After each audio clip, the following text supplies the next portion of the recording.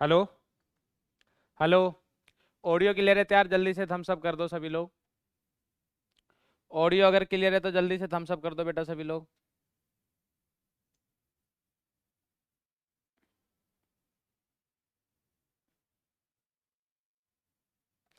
Very good afternoon, very good afternoon.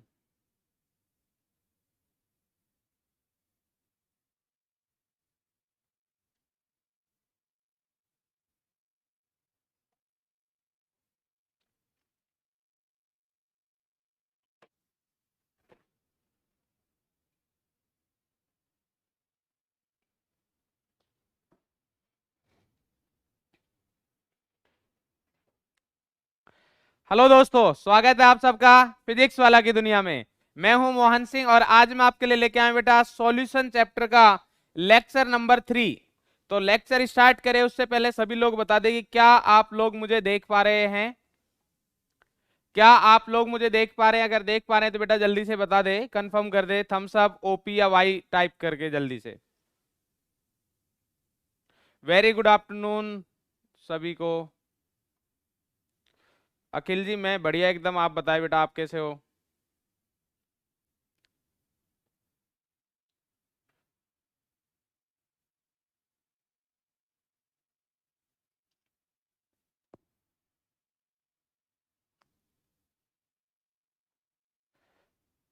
ठीक है, video वगैरह क्लियर है? तो लास्ट लेक्चर में बेटा हमने क्या पढ़ लिया था, सॉल्युबिलिटी के बारे में हमने पढ़ना स्टार्ट किया था।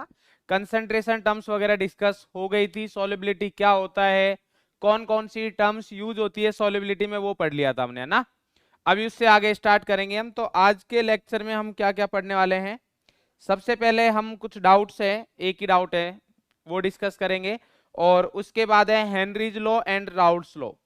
डाउट आपका बेटा नॉर्मेलिटी है यार, और वो अपने सिलेबस में है नहीं, बट आपने वही कमेंट कर रखा है सर एन फैक्टर नहीं दिया होगा, दिया होगा सर कैसे कैलकुलेट करेंगे, बेटा वो सिलेबस में नहीं है। मैं बता देता हूं आपको, नॉर्मेलिटी सिलेबस में नहीं है यार अपने में, ठीक है। बट फिर भी मैं अब आपको बता देता हूं एन फैक्टर कुछ एग्जांपल से कि कैसे कैलकुलेट करोगे। तो नॉर्मेलिटी का अपना जो रिलेशन आया था वो क्या आया था वो मैं बता देता हूं। नॉर्मेलिटी आई थी हमारे पास, normality is equal to molarity into n factor, ये था हमारे पास। और अगर डेफिनेशन वाइज बात करें अपन, तो डेफिनेशन क्या थी, number of gram equivalent present in 1 litre volume of solution, उसको क्या बोलते थे हम, नॉर्मेलिटी। क्लियर है?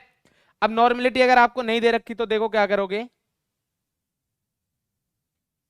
For acids n fact, sorry normality नहीं, अगर एन फैक्टर नहीं दे रखा हो तो एन फैक्टर कैसे कैलकुलेट करोगे, देख लो अब। कुछ एग्जांपल से बता देता हूं, फॉर एसिड्स एन फैक्टर,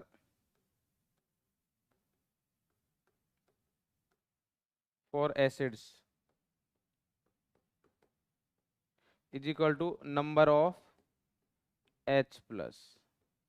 ठीक है, एसिड्स के लिए एन फैक्टर क्या होता है बेटा, जितने H प्लस वो देता है, ठीक है, उसको अपन क्या बोलते हैं, एन फैक्टर। जैसे अगर अपन बात करें एग्जांपल के लिए, अगर अपन बात करें बेटा, हमारे पास है H2SO4। तो H2SO4 में कितने H प्लस मिल सकते हैं, दो, क्योंकि H2SO4 को जब आप डिसोसिएट करोगे तो ट्वाइस H प्लस और SO4 2 माइनस आएगा हमारे पास। क्लियर है? तो इसका एन फैक्टर कितना हो गया हमारे पास, इसका एन फैक्टर हो जाएगा हमारे पास दो। क्लियर है? सिमिलरली अगर मैं आपको बोलूं कि HCl HNO3, इनका एन फैक्टर क्या है, तो इनका एन फैक्टर कितना आएगा, 1। इनका एन फैक्टर कितना आएगा, 1, क्योंकि ये कितना है, एक H दे सकते हैं बेटा। क्लियर है?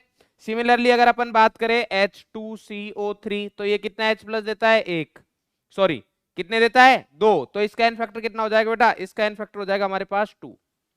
एन फैक्टर कितना हो गया, 2। और अगर अपन बात करें H3PO4 की, H3PO4 की, तो इसका एन फैक्टर कितने H दे सकता है, ये 3। ऑक्सी एसिड्स का एन फैक्टर निकालते वैसे स्ट्रक्चर से है, ठीक है बेटा, निकालते किससे, स्ट्रक्चर से निकालते हैं ना। बट अभी मैं आपको डायरेक्टली बता रहा हूँ, स्ट्रक्चर बना के भी आप देख सकते हो। तो ये आ जाएगा हमारे पास एन फैक्टर कितना आ जाएगा इसका, 3। क्लियर है? तो जितने H प्लस दे सकता है, जितने H प्लस दे सकता है वो हमारे पास एन फैक्टर हो जाएगा। क्लियर है? और इसमें हमारे पास अगर अपन बात करें कि फॉर ऑक्सी एसिड, पिंक से नहीं लिखना है sir. For oxy acid, oxy acid जैसे हमारे पास ये जो भी मैंने एग्जांपल लिखे हैं, कौन कौन से, जैसे HNO3 हो गया, एग्जांपल लिख देते हैं अपन, H2SO4, H2SO3, H3PO4, H3PO3, ये सारे है ना। तो इसमें वही एन फैक्टर क्या है हमारे पास, एन फैक्टर सेम ही है कि एन फैक्टर क्या होगा हमारे पास, नंबर ऑफ H प्लस के इक्वल, किसके इक्वल होगा बेटा, नंबर ऑफ H प्लस के इक्वल। अब इंपॉर्टेंट ये है इसमें कि H प्लस जो है वो ऐसा नहीं है कि जितने H दे रखे हैं वो H प्लस के इक्वल होंगे। H प्लस होते हैं हमारे पास number of OH bond, number of OH connected to central atom, या नंबर ऑफ, ठीक है, सेंट्रल एटम। इस तरीके से आप देख सकते हो बेटा, ठीक है। ये आप इनऑर्गेनिक में पढ़ोगे डिटेल में, पी ब्लॉक में पढ़ाया जाएगा आपको, ठीक है।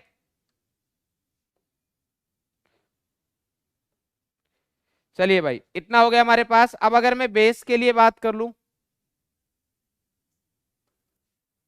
तो बेस के लिए क्या हो जाएगा हमारे पास, एन फैक्टर। तो अगर एसिड के लिए अपन ने H प्लस के इक्वल किया है, तो बताओ भाई जल्दी से बेस के लिए क्या होगा, खुद से बता दो बेटा। अगर एसिड के लिए H प्लस है तो बेस के लिए क्या रहेगा सर, बेस के लिए OH माइनस आ जाएगा। तो क्या आ जाएगा हमारे पास, नंबर ऑफ OH माइनस। तो जैसे अपन एग्जांपल की बात करें, ठीक है, अगर ये किसी को नहीं पढ़ना हो इन फैक्टर वाला पार्ट तो कोई प्रॉब्लम नहीं है, ना पढ़े, क्योंकि सिलेबस में नहीं है। बट कुछ बच्चों को प्रॉब्लम थी जिन्हें पढ़ना था, तो उसके लिए बेटा मैंने इधर कर दिया है। क्लियर है। तो क्या आएगा हमारे पास, बिल्कुल बढ़िया, OH माइनस, OH माइनस, बहुत सही बेटा, बहुत सही, शाबाश। तो क्या आ जाएगा हमारे पास, जैसे अगर बात करें अपन CaOH का होल ट्वाइस, MgOH का होल ट्वाइस, SrOH का होल ट्वाइस, तो इन सब में हमारे पास कितने दिख रहे हैं, दो। तो इन सब का एन फैक्टर कितना है हमारे पास, दो। और एग्जांपल की अगर अपन बात करें बेटा, कितना आ जाएगा हमारे पास, जैसे NaOH, KOH, RbOH, इन सब का एन फैक्टर कितना आ जाएगा हमारे पास, 1, क्योंकि कितने OH माइनस दे सकते हैं ये, 1। क्लियर है बेटा, बहुत बढ़िया शिवम बेटा, बहुत सही, बहुत सही।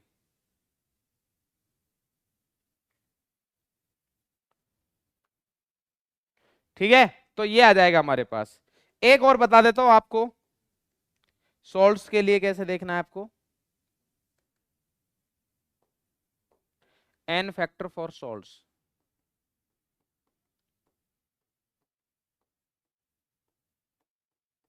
तो क्या करना है आपको, n factor is equal to total positive और नेगेटिव चार्ज का मैग्नीट्यूड ले लिया मैंने, क्योंकि आप कोई नेगेटिव चार्ज भी ले सकता है, आपको मैग्नीट्यूड लेना है। टोटल पॉजिटिव या नेगेटिव चार्ज जो रहेगा हमारे पास, क्या रहेगा बेटा, टोटल पॉजिटिव और नेगेटिव चार्ज रहेगा। ऐसे नहीं दोनों का सम कर रहे हो सर, पॉजिटिव और नेगेटिव दोनों ऐड कर दिए, वो नहीं। या तो आप पॉजिटिव काउंट करना या नेगेटिव काउंट करना सॉल्ट्स के लिए, तो वो हमारे पास एन फैक्टर आ जाएगा। और आपको ऐसे ही आएगा, बस इसमें इससे ज्यादा यूज नहीं आएगा, नॉर्मेलिटी में उससे ज्यादा यूज में नहीं आएगा ना। तो इसका अगर मैं एग्जांपल देखे तो देखो भाई, हमारे पास इसके भी एग्जांपल देख लो। जैसे अगर आपको बोले कि कोई Na2SO4, इसका एन फैक्टर कैलकुलेट करना है। अब ना तो ये एसिड है और ना ये बेस है, तो कैसे करेंगे, ये सॉल्ट है, क्या है बेटा, सॉल्ट। तो सॉल्ट के लिए क्या करोगे आप, इसको आयनाइज कर लो। क्या कर लो बेटा, आयोनाइज। तो जब अपन इसको आयनाइज करेंगे तो क्या होगा, बहुत सबको पता है क्या होगा सर, सल्फेट है, सल्फेट क्या होता है, SO4 2 माइनस, और इधर क्या आ जाएगा, ट्वाइस Na+। तो टोटल नेगेटिव चार्ज कितना है, -2। टोटल पॉजिटिव चार्ज ये +1 इंटू 2 कितना है, 2। तो एन फैक्टर कितना आ जाएगा हमारे पास, 2। क्लियर है। ऐसे मान लो अगर आपको कोई बोले Na3 PO4 का n फैक्टर कितना होगा?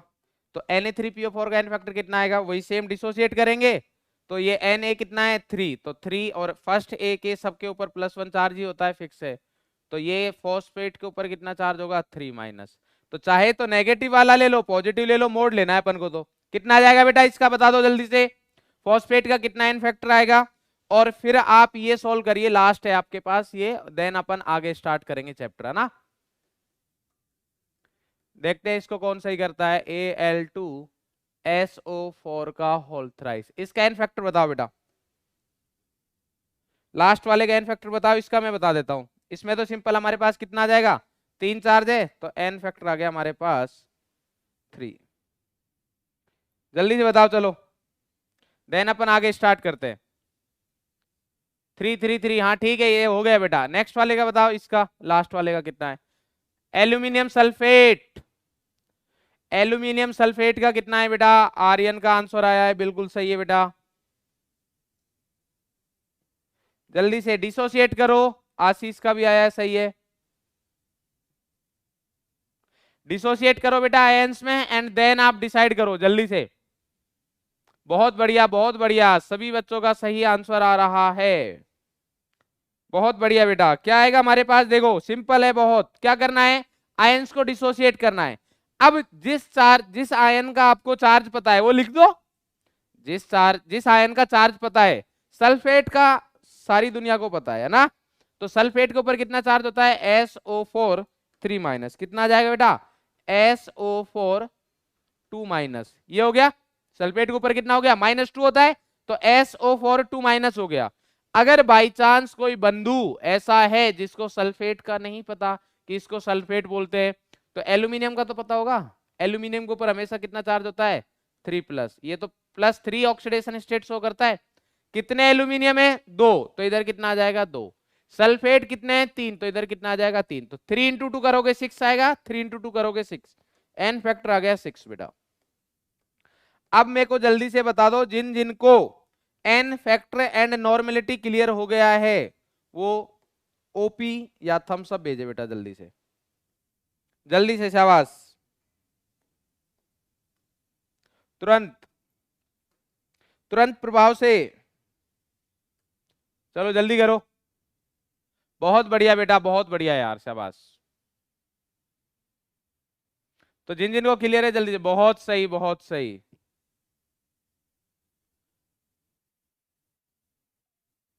सीबीएसई वाले अगर ये ना पढ़ना चाहे तो ना पढ़े, कोई इश्यू नहीं है, क्योंकि ये सिलेबस में नहीं है। बट सीयूईटी में तो आ सकता है ना, तो इसके लिए बता भी दिया है।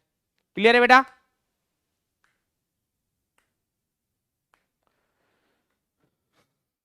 चलो बहुत बढ़िया। चलो अब अपन आगे स्टार्ट करते हैं। सैचुरेटेड एंड अनसैचुरेटेड सॉल्यूशन मैं आपको बता चुका हूं, बट फिर भी मैं रिकॉल कराने के लिए इधर से स्टार्ट कर रहा हूं। सैचुरेटेड सॉल्यूशन क्या होती है? देखो कोई भी सॉल्यूशन को अगर आपको डिफाइन करना है तो सबसे पहले एटमॉस्फेरिक कंडीशन आपको बतानी पड़ेगी, वो फिक्स कर दो। ऐसा नहीं कि आप टेम्परेचर चेंज कर रहे हो या फिर प्रेशर चेंज कर रहे हो देन आप सॉल्युबिलिटी डिफाइन कर रहे हो, नहीं, ऐसा नहीं होगा। ठीक है, तो गिवन कंडीशन हम सेम रखेंगे। तो a solution in which no more solute, अगर हम और कोई सॉल्यूट ऐड नहीं कर सकते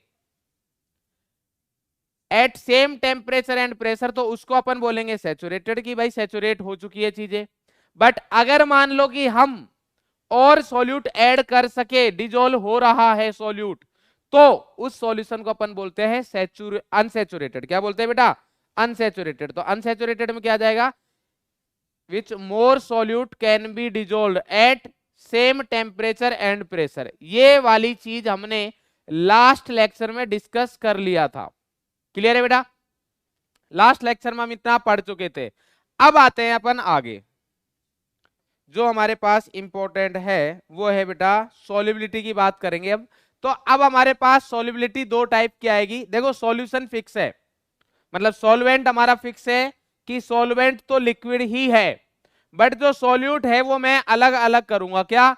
सॉल्यूट हमारा गैस हो सकता है, सॉल्यूट हमारा सॉल्यूट हमारा सॉलिड हो सकता है, सॉल्यूट हमारा लिक्विड भी हो सकता है, सॉल्यूट हमारा गैस भी होगा, तीन होंगे।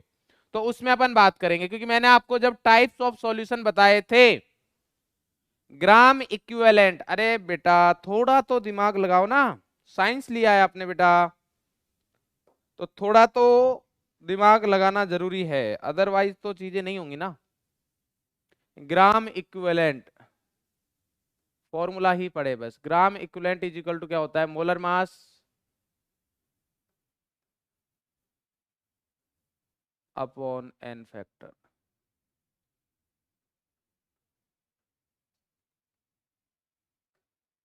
ये अच्छा, ये मैंने इक्विवेलेंट मास लिख दिया इधर।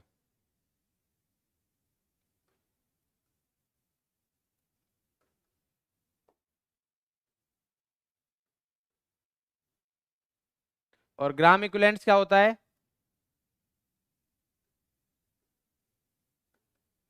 इक्विवेलेंट मास अपॉन, ये चीज मैंने लास्ट क्लास में बताई भी थी।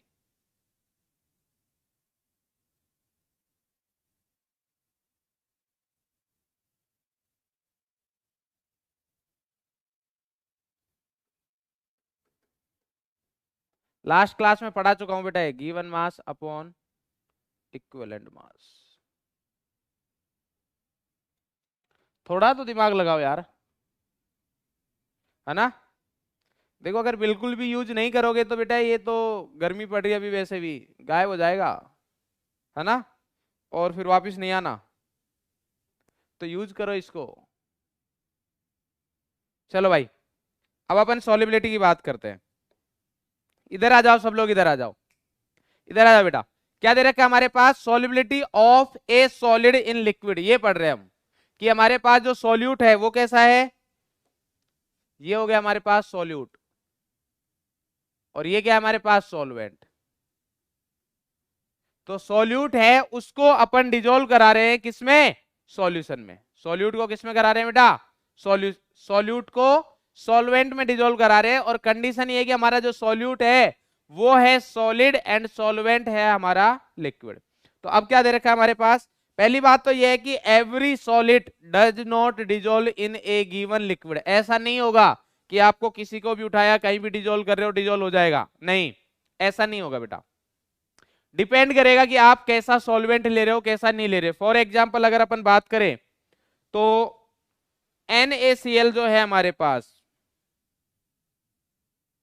और जो शुगर है हमारा डिजोल्व इन H2O, जो NaCl है, NaCl आपको पता ही है, शुगर भी आपको पता है, वाटर में डिजोल्व हो जाता है, ठीक है। ये दोनों ही क्या है हमारे पास, सॉलिड सॉल्यूट। क्या है बेटा, सॉलिड सॉल्यूट।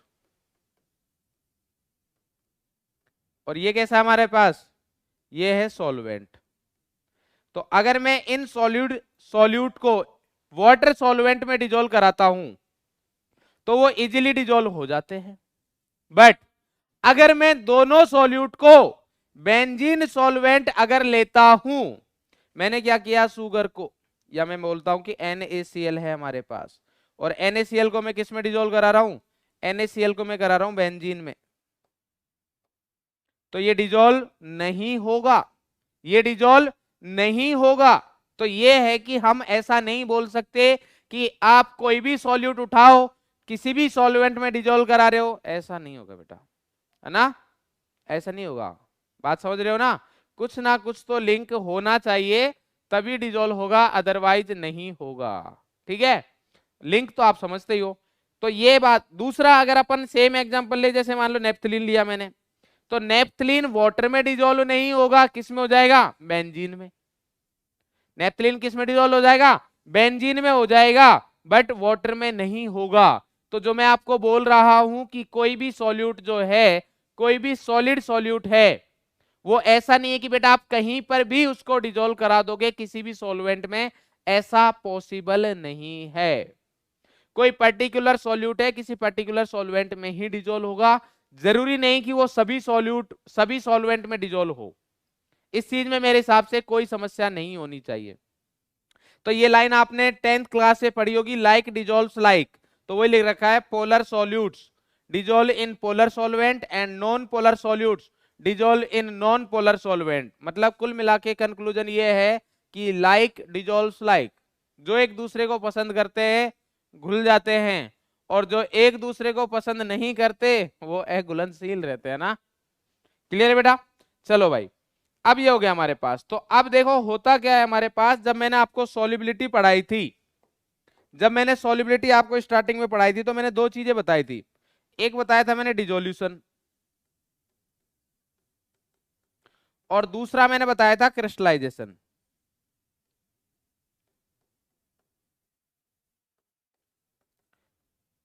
एक क्या बताया था? डिसोल्यूशन। दूसरा क्या बताया था मैंने? क्रिस्टलाइजेशन। तो यही दोनों चीजें होनी चाहिए। अब देखो डेफिनेशन देखिए क्या है, a stage is reached when dissolution and crystallization occurs at the same rate. जब हमारे पास crystallization and dissolution same rate से हो रहा हो, क्या मतलब है इसका? पोलर सॉल्यूट क्या है सर? पोलर सॉल्यूट होता है बेटा अपने पास H2 हो गया, पोलर सॉल्यूट है, जिनके लिए म्यू नॉट इक्वल टू 0 होता है। पोलर सॉल्यूट क्या होता है हमारे पास? जिनका mu not equal to 0, dipole moment. ठीक है? हाँ भाई, अब इधर ध्यान दो आप। क्या बात कर रहे थे अपन? अपन बात कर रहे थे क्या, बताओ? अपन बात कर रहे थे डिसोल्यूशन और क्रिस्टलाइजेशन की, कि अगर हमारे पास जब डिसोल्यूशन, जब हम सॉल्युबिलिटी की बात करेंगे, कोई सॉल्यूट है, हमने उसको किस में ऐड किया? सॉल्वेंट में ऐड किया। ये हमारे पास क्या है बेटा? ये हमारे पास है कोई सॉल्यूट, और इस सॉल्यूट को मैंने किस में ऐड किया? सॉल्वेंट में ऐड किया। तो हमारे पास दो प्रोसेस होते हैं, कौन कौन से? एक होगा हमारे पास डिसोल्यूशन, दूसरा होगा क्रिस्टलाइजेशन।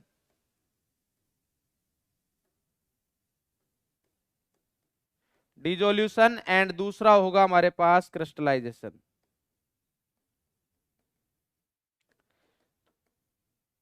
ठीक है? अब एक टाइम आएगा कि इन दोनों की जो रेट है वो दोनों क्या हो जाएंगी? इक्वल हो जाएंगी। मतलब जितना डिसोल्यूशन होगा उतना ही क्या होगा? क्रिस्टलाइजेशन। जितना डिसोल्यूशन होगा उतना ही क्या होगा? क्रिस्टलाइजेशन। मतलब क्या हुआ कि दैट मींस नंबर ऑफ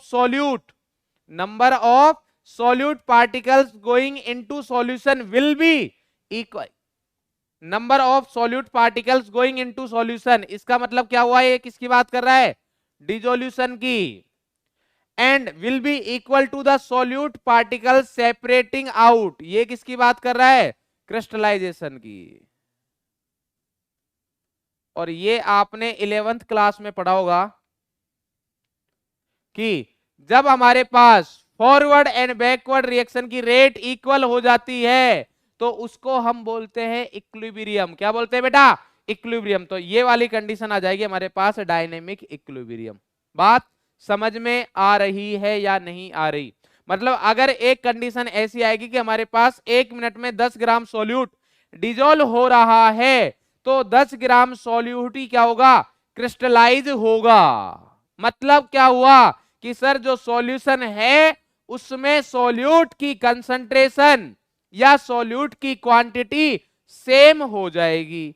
मतलब अब अगर आप ऐड करोगे तो कुछ नहीं होगा। तो इस कंडीशन को बोलते हैं डायनेमिक इक्विलिब्रियम।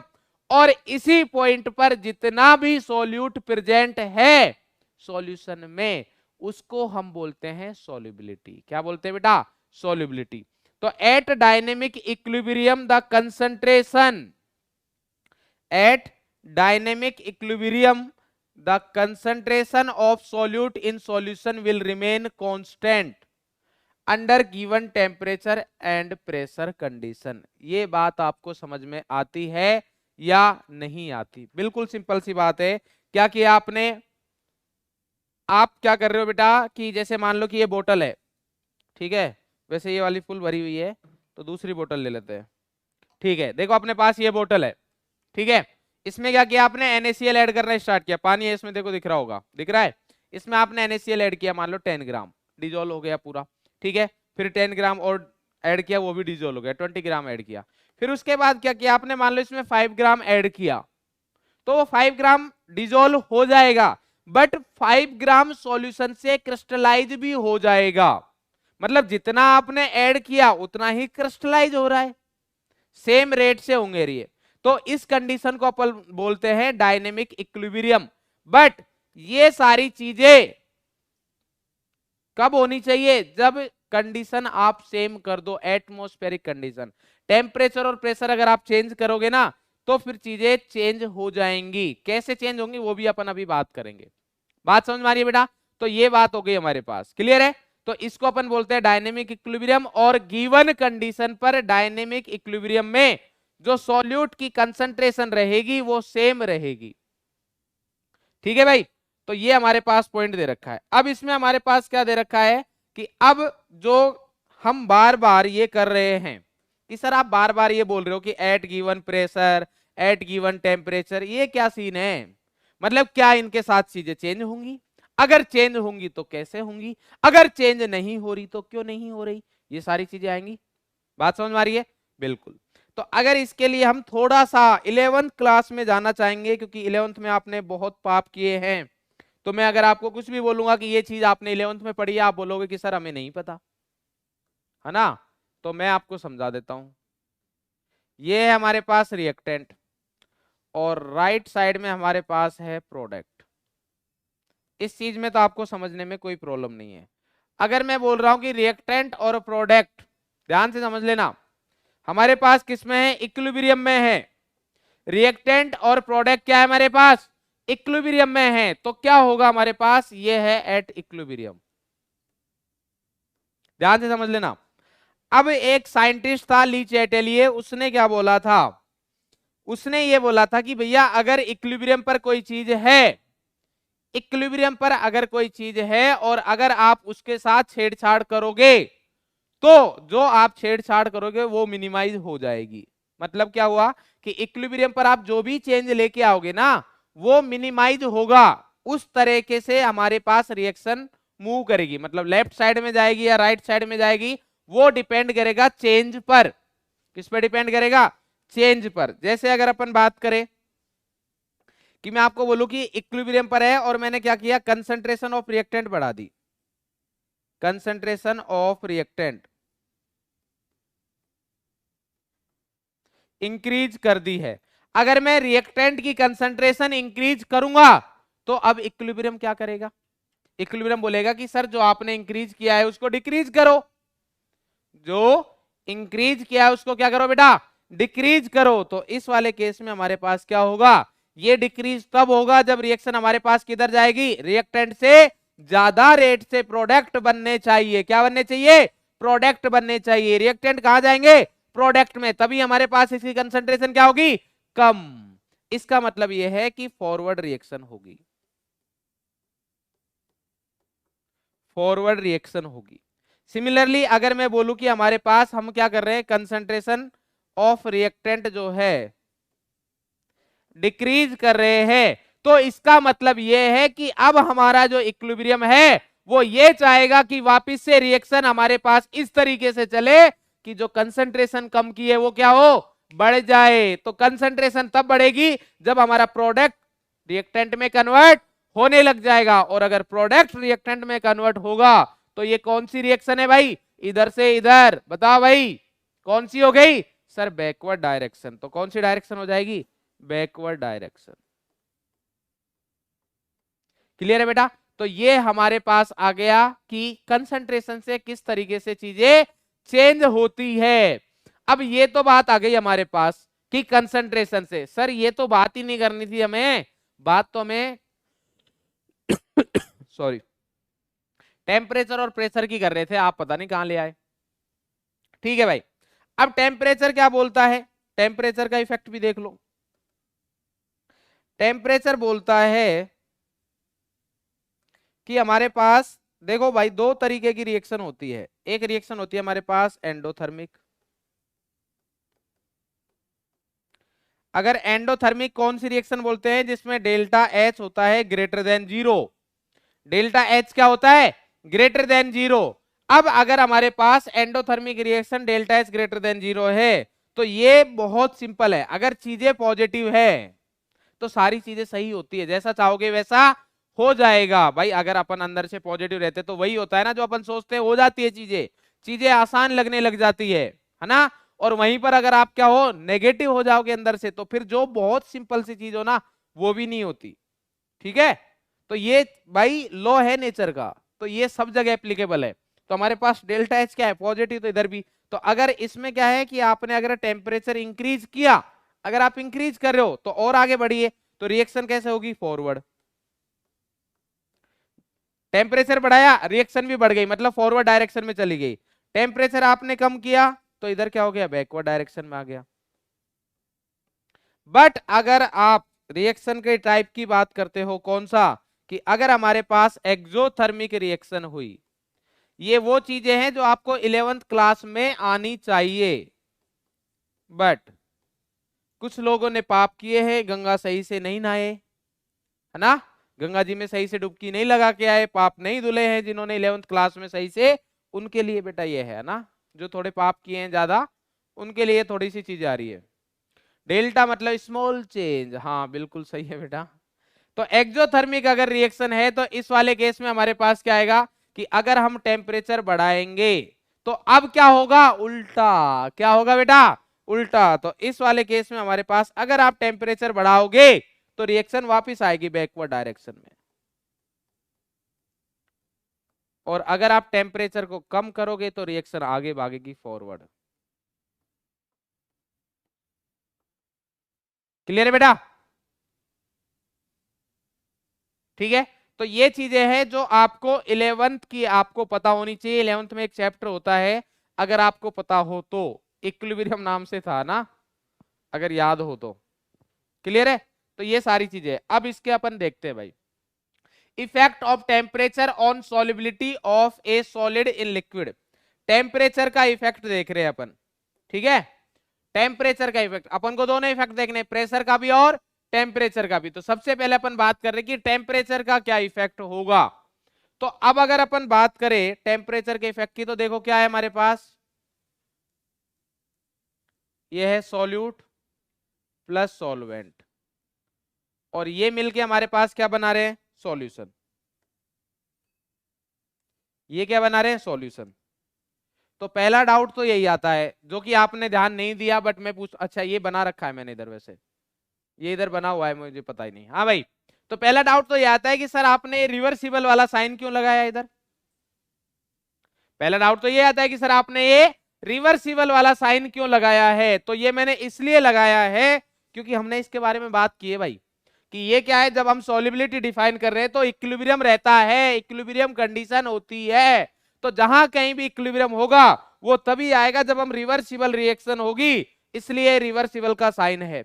अब बात करते हैं अपन टेम्परेचर की। तो टेम्परेचर के लिए अगर अपन बात करेंगे तो चैटेलिए प्रिंसिपल आएगा, जो 11th क्लास में पढ़ा है, जो कि मैंने अभी बताया था आपको।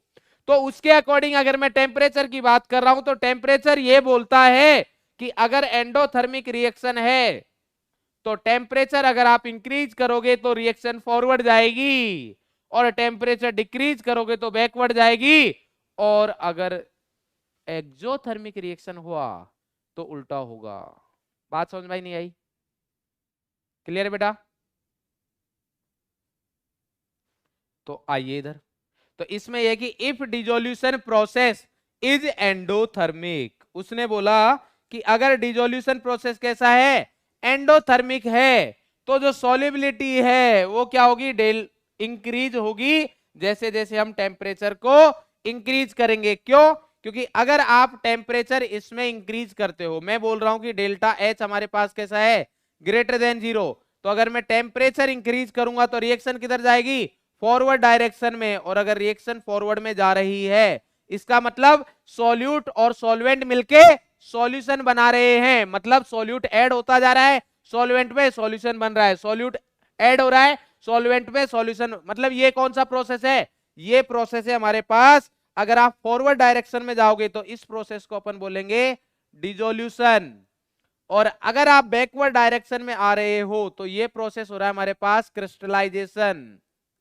तो आपसे अगर उसको क्वेश्चन थोड़ा सा टफ बनाना हो सेम चीज में, तो कैसे बोलाएगा, वो सिंपल सी चीज पूछेगा आपसे, फिर वो आपसे ये नहीं पूछेगा सॉल्युबिलिटी डिक्रीज हो रही है इंक्रीज हो रही है, वो आपको बोलेगा कि एक हम सॉल्युबिलिटी, कोई सॉल्यूट है उसको अपन ने सॉल्वेंट में डिजोल्व किया, और जो प्रोसेस है वो है एक्सोथर्मिक। कौन सा प्रोसेस है बेटा, एक्सोथर्मिक। तो बताइए अगर हमें क्रिस्टलाइजेशन करवाना है ज्यादा तो हमें क्या करना होगा, टेम्परेचर बढ़ाना होगा या टेम्परेचर कम करना होगा? आप लोग देंगे जवाब।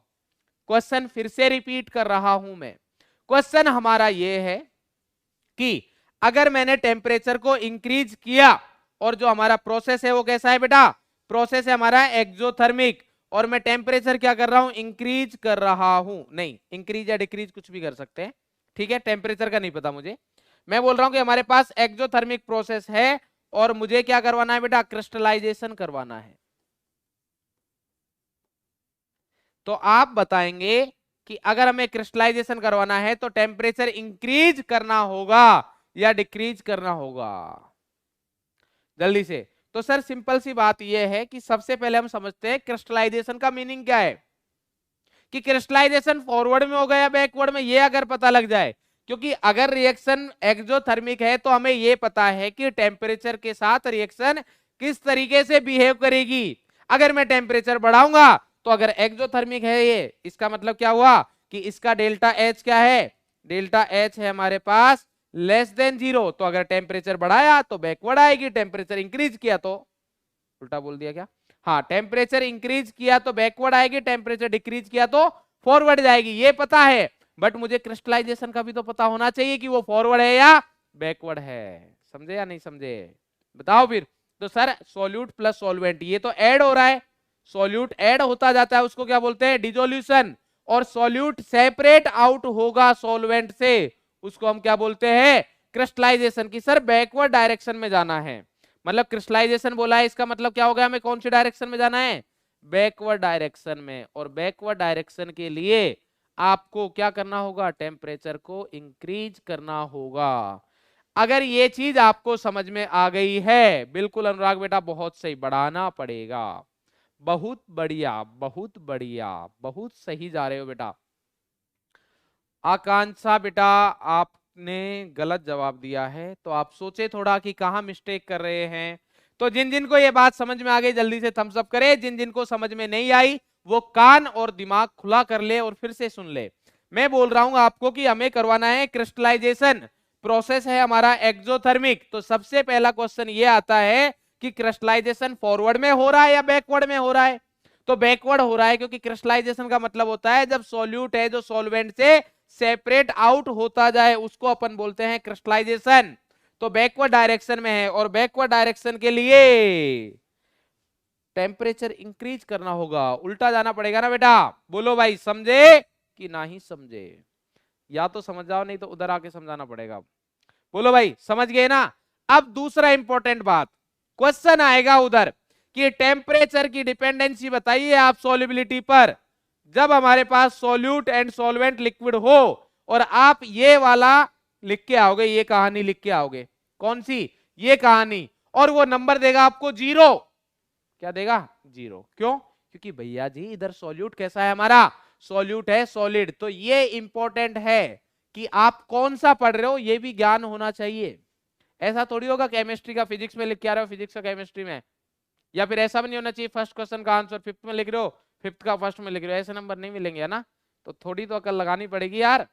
बोलो भाई, तो ये ध्यान रखना बेटा, सब्जेक्टिव में मिस्टेक हो जाती है। अब ये तो बात आ गई टेम्परेचर की, अब बात करते हैं प्रेशर की। तो प्रेशर की तो हम सिंपल सी लैंग्वेज में बात कर लेते हैं कि देखो भैया, हमारा जो सॉल्यूट है वो कैसा है? सॉलिड है। सॉल्यूट कैसा है? सॉलिड। जैसे कि हमारे पास ये, अगर आप इस पे प्रेशर लगाओगे तो भैया कुछ नहीं होने वाला, क्योंकि ये क्या है? सॉलिड है। और हमारे सिलेबस में जो सॉलिड है वो इनकंप्रेसिबल है। कैसे है भैया? इनकंप्रेसिबल। और अगर इनकंप्रेसिबल है तो टेम्परेचर का कुछ इफेक्ट नहीं होगा। तो इसलिए हमारे पास इफेक्ट ऑफ प्रेशर में आता है, there is no effect of pressure as we consider solids and liquids to be incompressible. बोलो भाई, समझ गए? क्लियर है बेटा? डेल्टा एच क्या है? क्या हो गया भाई? हमें लग रहा है फिफ्थ क्लास से डायरेक्ट जंप मारे हो भाई ट्वेल्थ में।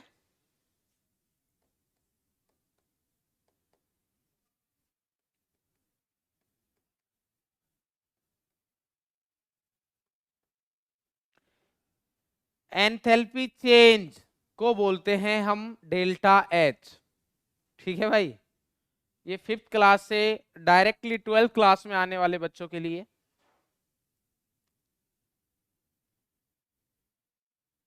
ठीक है, चलो अब ये तो बात हो गई हमारे पास जब सॉल्यूट को, सॉलिड सॉल्यूट को सॉल्यूवेंट लिक्विड है जो कि उसमें डिजोल्व करा रहे हैं। तो इसमें जो इंपॉर्टेंट है वो मैं बता देता हूं, ये वाला पार्ट इंपॉर्टेंट है। ठीक है, ये वाला पार्ट इंपॉर्टेंट है भैया, मतलब टेम्परेचर का इफेक्ट इंपॉर्टेंट है। सॉल्यू प्रेशर का तो है नहीं कुछ, क्योंकि उसमें कुछ है नहीं। अब आते हैं हम हमारे पास, जब हमारे पास क्या हो, solubility of gases in liquid, ये पूरा ही इंपॉर्टेंट है, क्योंकि इसमें आने वाला है हमारे एक बहुत ही जबरदस्त साइंटिस्ट हेनरी भाई साहब। कौन आएंगे बेटा? हेनरीज। ठीक है, व्हाट इज एंथैल्पी? मैंने तो एंथैल्पी का नेम ही नहीं लिया भाई, रवि धामी।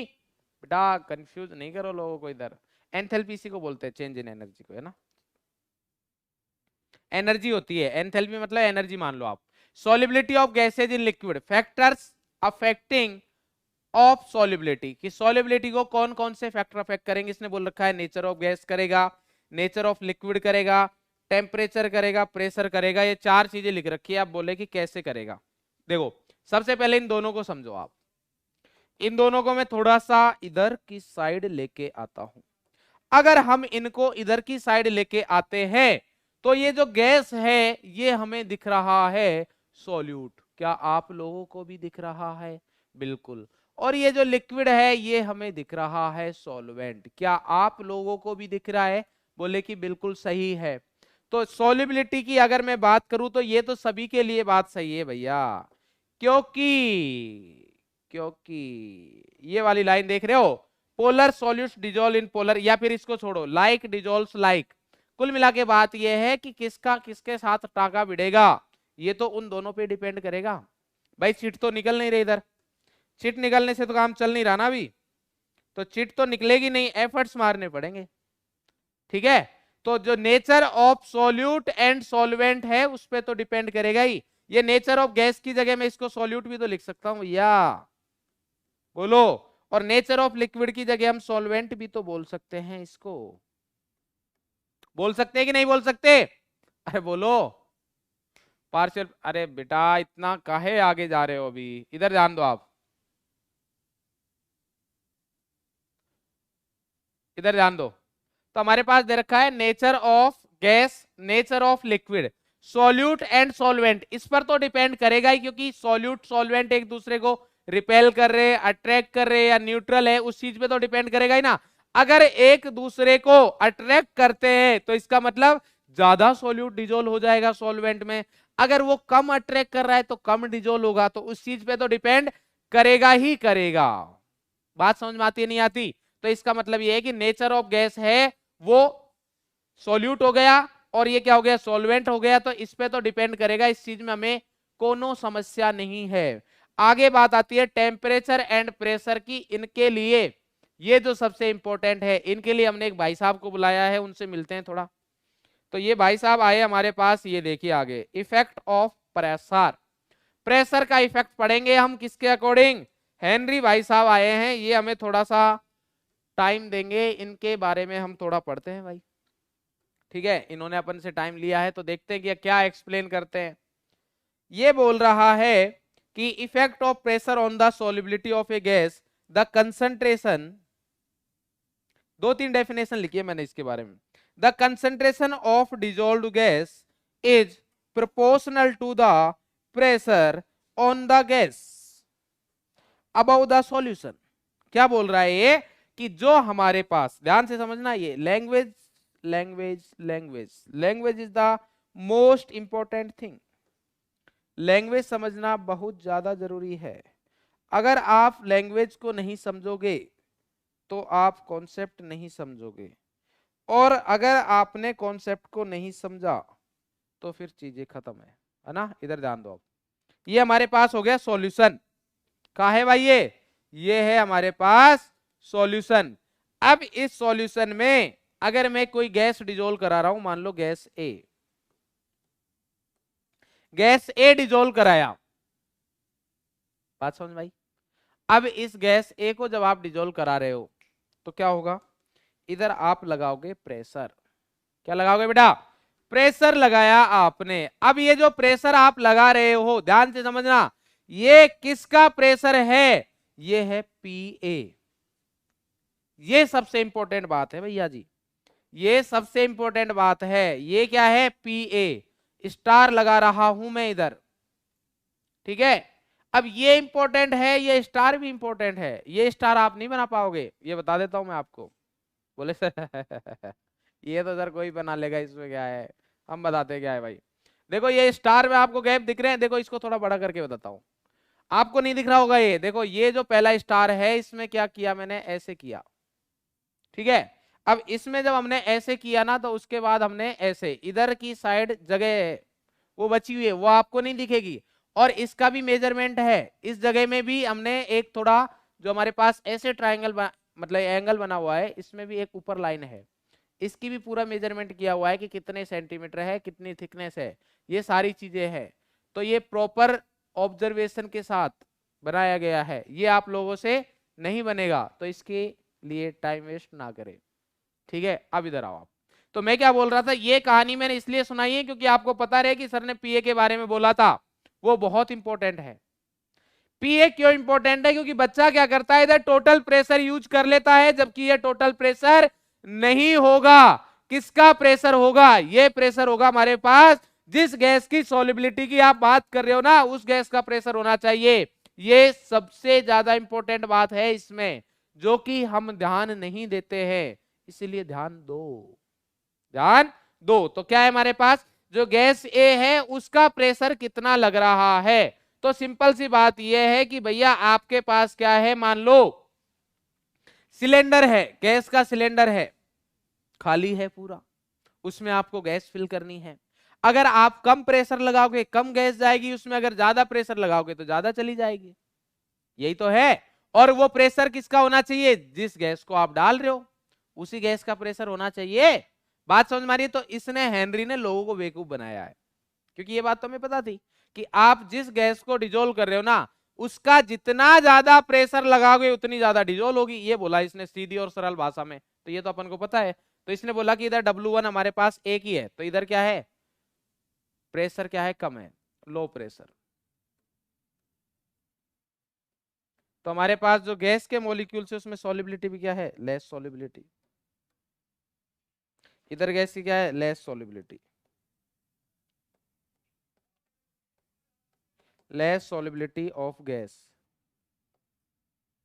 सर पिंक से ना लिखो, तो इधर लिख देते हैं हम, रेड से तो लिख सकते हैं, इधर तो देखेगा।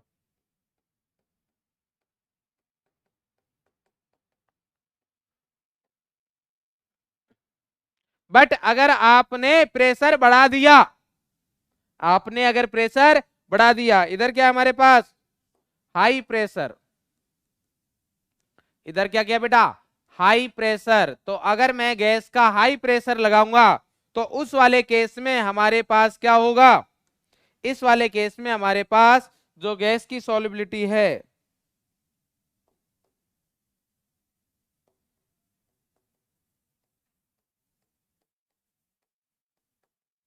High solubility of gas. तो ये बात आपको बहुत समझना जरूरी है। तो इधर देखो, अब आप हेनरी भाई साहब क्या बोलते हैं, हेनरी ने बोला कि द हेनरी, ये देखो आप statement, the Henry law states that at constant temperature, ध्यान रखना। देखो अब हमारे पास जो हमने इफेक्ट ऑफ ये देखा है कि कौन कौन से फैक्टर्स पर डिपेंड करेगा, नेचर ऑफ गैस हो गया, नेचर ऑफ लिक्विड, इन दो पर तो डिपेंड कर ही रहा है। उसके अलावा हमारे पास टेम्परेचर और प्रेशर पर करेगा। तो अगर मुझे किसी एक का चेंज देख, किसी एक का इफेक्ट देखना है, प्रियंका बहुत बढ़िया बेटा, हाई सॉल्युबिलिटी होगी, बिल्कुल सही बात है। अब इधर ध्यान देंगे अभी एक बार,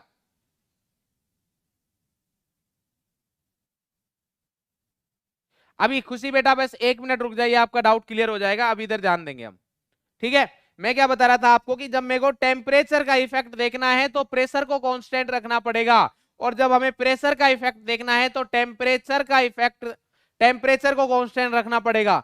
तो जब अगर आपके पास थ्योरी में स्टेटमेंट आता है कि आप हेनरीज लॉ को स्टेटमेंट बताइए, और अगर आपने उसमें ये लाइन नहीं लिखी कि एट कांस्टेंट टेम्परेचर, तो आपको डेफिनेशन के मार्क्स नहीं मिलेंगे, आपको डेफिनेशन के मार्क्स नहीं मिलेंगे। बात समझ में आ रही बेटा? तो क्या है हमारे पास स्टेटमेंट ये है कि the Henry's law states that at a constant temperature the solubility of gas in a liquid, the solubility of a gas कहां? in liquid, in liquid is directly proportional to the, ये देखो बेटा, खुशी बेटा आपका डाउट का ये आ गया सॉल्यूशन, जो आपको डाउट था ना वो इधर से क्लियर हो जाना चाहिए बिल्कुल। The partial pressure of gas present above the surface of liquid और सॉल्यूशन। तो पार्शियल प्रेशर किसका? ऑफ गैस, उसी गैस का पार्शियल प्रेशर लगेगा, तो उसी गैस का प्रेशर होना चाहिए, बार बार बोल रहा हूं मैं। तो इसने कुछ नहीं बोला, इसने यही बोला है। फिर से दूसरे स्टेटमेंट देख लो आप दूसरी लैंग्वेज में, at constant temperature the solubility of a gas in liquid is directly proportional to the pressure of the gas at which it is dissolve. जिस प्रेशर पर आप उस गैस को डिजोल्व कर रहे हो उस प्रेशर के डायरेक्टली प्रोपोर्शनल होगी उसकी सॉल्युबिलिटी, ये बोल रहा है ये। ठीक है, तो अब हमारे पास ये देखो कि x जो है डायरेक्टली प्रोपोर्शनल है p के। अब ये x क्या है? ये है मोल फ्रैक्शन ऑफ गैस, कहां पर? In liquid. Mole fraction of gas in liquid, liquid के अंदर के मोल फ्रैक्शन है ये, और जो प्रेशर होगा वो गैस का बाहर होगा, अंदर नहीं। लिक्विड के अंदर प्रेशर वाली बात नहीं कर रहे, लिक्विड के बाहर कितना प्रेशर है, पार्शियल प्रेशर, उस प्रेशर की बात कर रहे हैं ना। तो ये आ गया हमारे पास P क्या है? P है pressure of, partial pressure of gas. ये भी लिख देता हूं मैं आपके लिए, बहुत इंपॉर्टेंट है ये, न्यूमेरिकल में ये बहुत यूज में आएगा। और जो मैंने आपको ये बोला है ना, इसी स्टेटमेंट के ऊपर जेई एडवांस में क्वेश्चन पूछा हुआ है। ठीक है, इसी पर। तो इसमें क्या आएगा हमारे पास कि x डायरेक्टली प्रोपोर्शनल P हो गया, जो P है हमारे पास क्या है? पार्शियल प्रेशर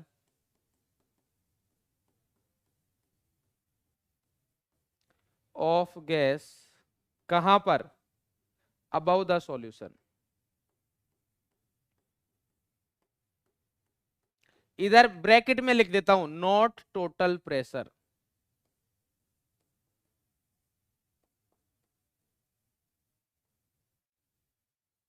टोटल प्रेशर काम नहीं आएगा, ठीक है। हाँ, mole fraction Na upon Na plus Nb, बिल्कुल सही बेटा। सर पार्शियल प्रेशर क्या है बताएंगे, थोड़ा सा सब्र रखे, बताएंगे आपको, पार्शियल प्रेशर भी बताएंगे बेटा, थोड़ा सा ध्यान देंगे। तो ये आ गया हमारे पास x directly proportional to p, और जब प्रोपोर्शनल कांस्टेंट हटाएंगे तो हमारे पास आएगा p equal to K H into x. ये आ गया हमारे पास p इक्वल टू क्या आ गया? के एच इंटू एक्स, और ये हेनरी ने बताया है इसलिए के एच क्या है? Henry constant. और अब आप इसकी यूनिट की अगर बात करोगे तो देखो x क्या है हमारे पास? Mole fraction. ये खुद तो क्या है? यूनिटलेस। ये क्या है? यूनिटलेस। और p क्या है हमारे पास? प्रेशर। तो अगर मेरे को प्रेशर को इक्वल टू करके कुछ लिख रहा हूं तो इसकी कंबाइन यूनिट क्या होनी चाहिए? प्रेशर की होनी चाहिए। सिंस x की कोई यूनिट है नहीं तो आप लोग बताए कि KH की क्या यूनिट होगी, जल्दी से बताए KH की क्या यूनिट। फिर से बताइए। पार्शियल प्रेशर, पार्शियल प्रेशर मैंने बताया नहीं, फिर से क्या बताए? प्रशांत कुमार कुछ टाइप करो, थोड़ा सुन उनके कर लिया करो यार, ऐसे क्या अंधे टाइप किए जा रहे हो भाई। हम बताए नहीं अभी तक पार्शियल प्रेशर, तो फिर से बताए क्या होता है। हम बताए नहीं अभी आपको, अभी बताएंगे, फिर आप बोलिएगा समझ आए नहीं आए, नहीं समझ आए तो फिर बताएंगे फिर से। हाँ भाई बताइए, के एच की यूनिट क्या होगी, जल्दी से बताए बेटा। के एच की यूनिट क्या होगी? P इज इक्वल टू है के एच इंटू एक्स। P की यूनिट प्रेशर वाली यूनिट होगी, x की कोई यूनिट नहीं है, दोनों में इक्वल टू का साइन है। ATM जरूरी नहीं है। हाँ बिल्कुल सही, एक बच्चे का मेरे को दिखा ATM या फिर बार, मतलब कुल मिला के हम ऐसा बोल सकते हैं कि यूनिट। अच्छा इधर लिखा हुआ है क्या यूनिट? अभी देखा मैं, दिखा ही नहीं मेरे को। हाँ इसीलिए ATM लिखते आ रहे हो। वाह बेटा ज्ञानी बहुत हो तुम। हाँ भाई, क्या बोल रहा था मैं, केएच की यूनिट वो होगी हमारे पास जो प्रेशर की यूनिट है। अगर हमारे पास पी बार में दे रखा है तो बार में यूज करेंगे, अगर मान लो कि एटीएम में दे रखा है तो एटीएम में करेंगे, न्यूटन पर मीटर ओ हाँ न्यूटन पर मीटर स्क्वायर में दे रखा है तो न्यूटन पर मीटर स्क्वायर में करेंगे, तो वो वही यूनिट आएगी जो हमारे पास दे रखा, पास्कल तो पास्कल। बात समझ में आ गई बेटा, ये आ गया हमारे पास। तो कुल मिला के कॉन्सेप्ट ये आता है कि P इज इक्वल टू क्या होगा हमारे पास,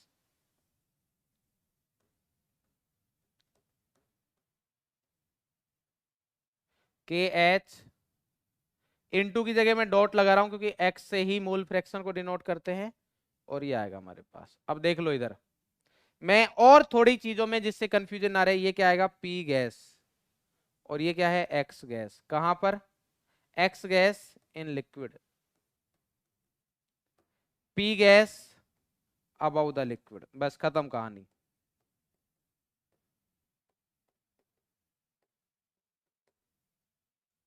P gas above the liquid, ये आएगा बेटा, क्लियर है।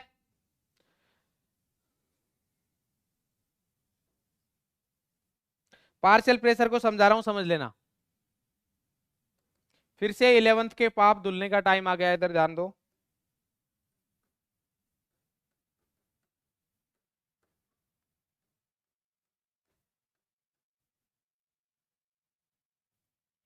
पार्शियल प्रेशर,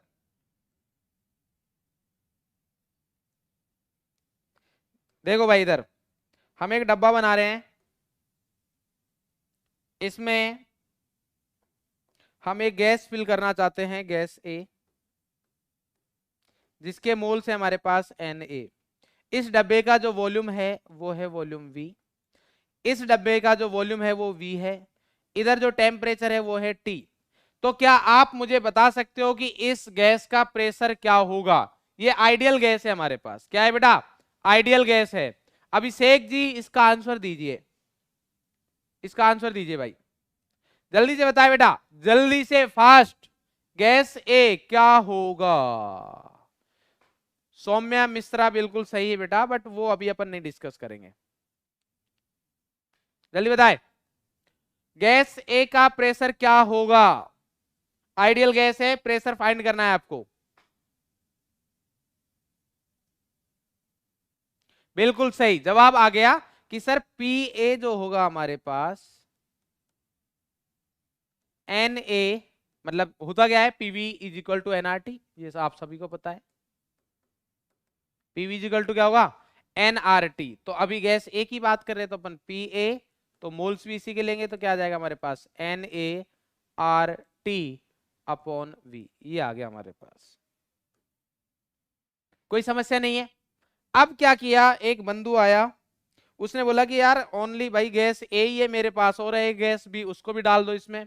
बोले ठीक है भाई, तो इसमें गैस बी भी डाल दिए, और गैस बी के जो मोल्स है वो क्या है एन बी। बोले इसका भी प्रेशर कैलकुलेट करो, बोले ये कौन सा कठिन काम है भैया, P B is equal to n B R T upon V आ जाएगा। ठीक है, बात समझ में आ रही है, ये आ गया हमारे पास। तो ये जो P A and P B है ना, ये पार्शियल प्रेशर ही है, ये P A and P B जो है वो पार्शियल प्रेशर ही है, और जो पी टोटल आएगा वो हमारे पास आएगा P A plus P B. समझे कि और समझाए, बताओ भाई, समझे कि और समझाए। कुल मिला के बात यह है कि अगर मेरे पास कोई कंटेनर है और उसमें मान लो मेरे पास A B C D E F G H I बहुत सारी गैस है, ठीक है, बहुत सारी गैस है, तो अगर आपको किसी भी गैस का प्रेशर निकालना है, पार्शियल प्रेशर, तो उसके लिए उसके moles are T upon total volume, बस ये कैलकुलेट करना है। तो वो जो प्रेशर लगाएगी पर्टिकुलर गैस, जो प्रेशर लगा रही है उसी को अपन पार्शियल प्रेशर बोलते हैं। मतलब ये है कि पी बी कितना, गैस बी कितना प्रेशर लगा रही है, उसको गैस ए के पार्शियल प्रेशर पर कोई फर्क नहीं पड़ेगा। क्लियर है, तो ये हमारे पास हो जाएगा, C R T V R T नहीं आएगा, इधर ध्यान दो बेटा, ठीक है, क्लियर है, समझ गए सर, बहुत बढ़िया बेटा, बहुत बढ़िया, बहुत सही। चलिए, तो ये आ गया P gas is equal to K H into X gas in liquid. अब एक क्वेश्चन हो जाए जिसका आप आंसर दोगे, बट उससे पहले हम थोड़ा सा और एक्सप्लेन करना चाहेंगे। अब बात यह कि सर ये जो आपने बोला है कि पी गैस है, ये हमें पता है क्या होता है, मोल फ्रैक्शन भी हमें निकालना आता है कि अगर मेरे को एक्स गैस निकालना होगा, एक्स गैस अगर मेरे को निकालना है, एक्स गैस तो क्या आएगा हमारे पास, x is equal to n A upon X A, अगर निकालना हुआ तो n A upon n total. ठीक है, ये निकल जाएगा। बोले सर पी गैस का पता है, एक्स गैस का पता है, के एच के बारे में नहीं पता अभी। किसके बारे में नहीं पता? के एच के बारे में नहीं पता, इसके बारे में इंफॉर्मेशन दी जाए। तो अब बात करते हैं हम के एच के बारे में। तो आप मुझे ये बताइए कि अगर मेरे को पी और एक्स में ग्राफ बनाना हो, किस में बनाना हो, पी और एक्स में ग्राफ बनाना हो तो किस तरीके का बनेगा बताओ भाई। 9th क्लास में लेके चलते हैं हम आपको। अब देखते हैं किस किस को 9th आती है। जिस जिसको नहीं आती वो बोल ही देगा सर रिपीट कीजिए sir, sir repeat, sir repeat. y equal to M x करके कुछ पढ़ा था आपने, तो y की जगह आ गया हमारे पास p, m की जगह आ गया के एच, और x की जगह आ गया हमारे पास कैपिटल X। तो बताइए कि कौन सा ग्राफ बनेगा, जल्दी से बताए भाई।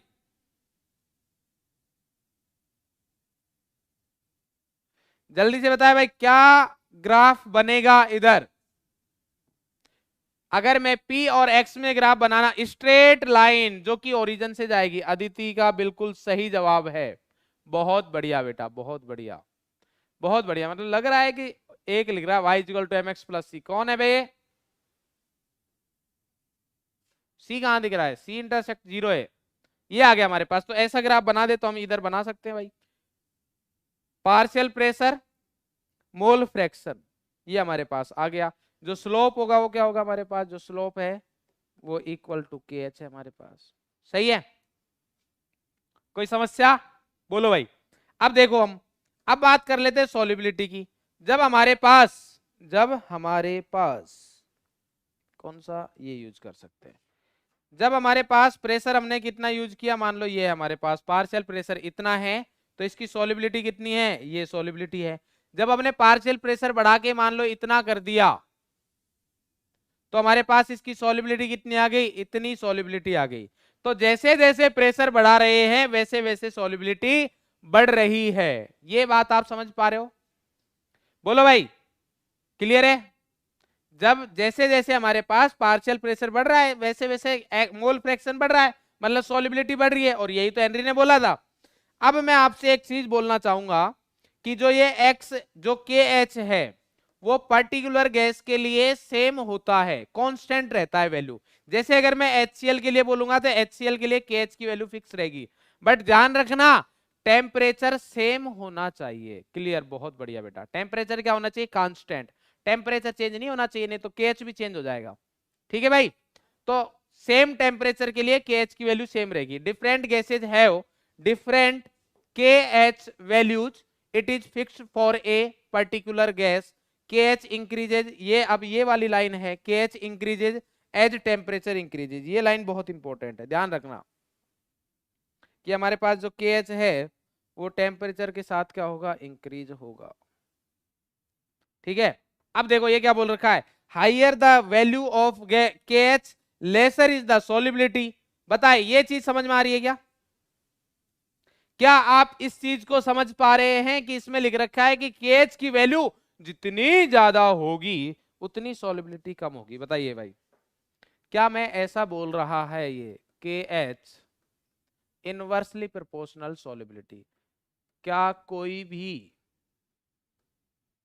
इस चीज को एक्सप्लेन कर सकता है? एट कांस्टेंट प्रेशर, प्रेशर को चेंज नहीं करना है भैया, एट कांस्टेंट P। बताओ क्या आप इस चीज को बोल सकते हो कि नहीं बोल सकते? जल्दी बताए। बोले सर नहीं पता हमें, तो हम बताएंगे भाई। देखो ये मेरे पास है P is equal to K H into x. ठीक है? अब ये तो हमें कांस्टेंट रखना है। ठीक है? ये KH1 बोल देता हूं इसको, तो ये x1 बोल दिया। दूसरा है हमारे पास P is equal to KH2, और ये आ गया x2। ठीक है? इधर पहले ही लिख रहा हूं अच्छी हैंडराइटिंग में, मतलब जो समझ में भी आ जाएगा, क्योंकि अभी कुछ देर बाद बोलेंगे सर ये कहां से आया, उनके लिए है ये। Let KH1 is greater than KH2। ये भैया हमने अज्यूम किया है, ठीक है ना। KH1 की वैल्यू क्या है, KH2 से ज्यादा है। अब ये दोनों तो सेम है, P और ये P क्या है, सेम है। ये दोनों क्या है, इक्वल, क्योंकि कांस्टेंट है, कांस्टेंट रखना है। इसका मतलब ये है कि इन दोनों को हम इक्वल कर सकते हैं, इन दोनों को क्या कर सकते हैं, इक्वल कर सकते हैं। मतलब KH1 X1 KH2 X2, ऐसा कुछ होगा। बोले सर बात सही है। अब इधर लिखा हुआ है कि KH1 की वैल्यू KH2 से ज्यादा है, KH1 की वैल्यू क्या है, KH2 से ज्यादा है। मतलब अगर मैं ऐसा बोलूं KH1 अपॉन KH2, तो इधर आएगा हमारे पास X2 अपॉन X1, और KH1 अपॉन KH2 की जो वैल्यू आएगी ये आएगी ग्रेटर देन 1।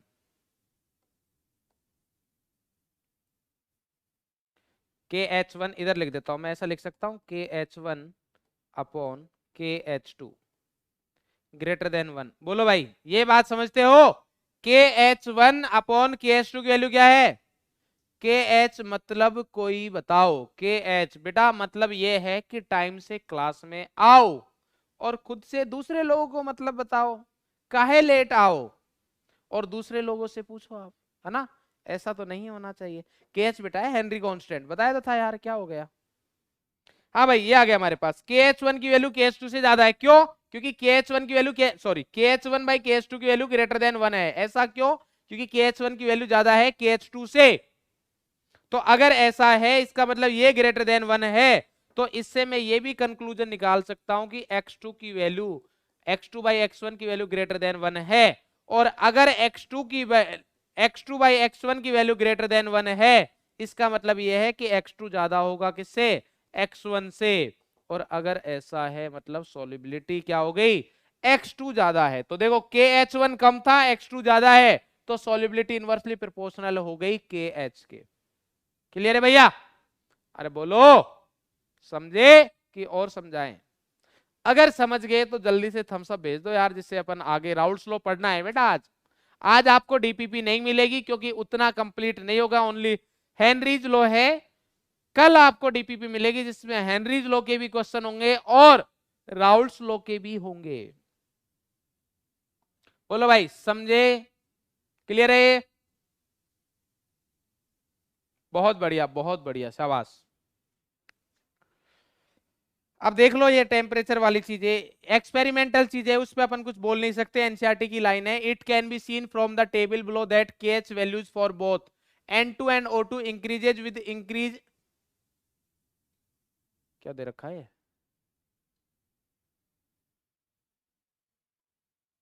अच्छा हाँ ठीक है। KH values for both N2 and O2 increases with increase in temperature, कि KH की वैल्यू टेम्परेचर के साथ बढ़ती है।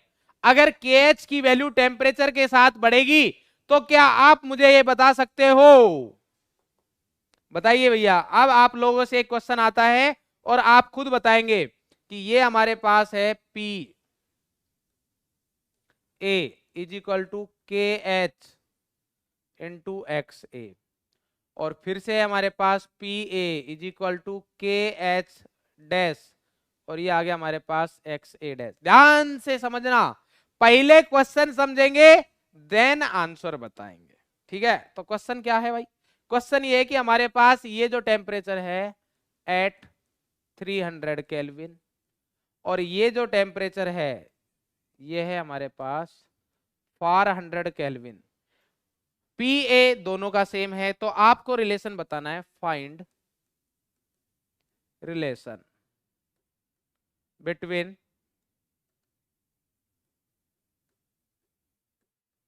पहला क्वेश्चन के एच एंड के एच डैश, दूसरा question x A and x A dash. जल्दी से सोच समझ के हमें आंसर बताए, तब तक हम जल ग्रहण करते हैं। प्रेशर से कोई फर्क नहीं पड़ेगा केएच पर, आयुषी सिंह बेटा प्रेशर से कोई चेंज नहीं होगा केएच पर, केएच टेम्परेचर पर डिपेंड करेगा बस।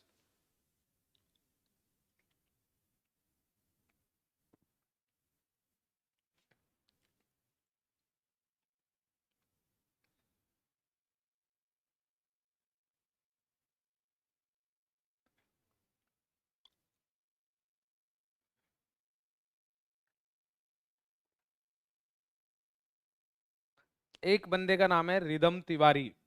बेटा आपका नेम आपके डाउट को बिल्कुल सूट नहीं कर रहा है, नाम है रिदम, आपका तो रिदम बन ही नहीं रहा बिल्कुल भी। गणित आपकी बहुत ज्यादा कमजोर है, आप सॉल्व करिए बेटा, बाकी हम रिदम सिंह का रिदम लेके आते हैं, थोड़ा आ जाए तो। बोल रहा है कि कोई मुझे बताएगा कि x2 बाई x1 की वैल्यू ग्रेटर देन 1 कैसे हो गई। कोई क्या बताएगा, हम बताएंगे आपको। देखो भाई x2 की वैल्यू x1 से बड़ी कैसे हो गई। देखो ये था हमारे पास x2, ठीक है, और ये है हमारे पास x1। आपका डाउट ये है कि x2 की वैल्यू x1 से कैसे बड़ी हो गई, ये डाउट है बेटा। तो x2 की वैल्यू x1 से ऐसे बड़ी हो गई। बोलो भाई क्लियर है ये डाउट आपको।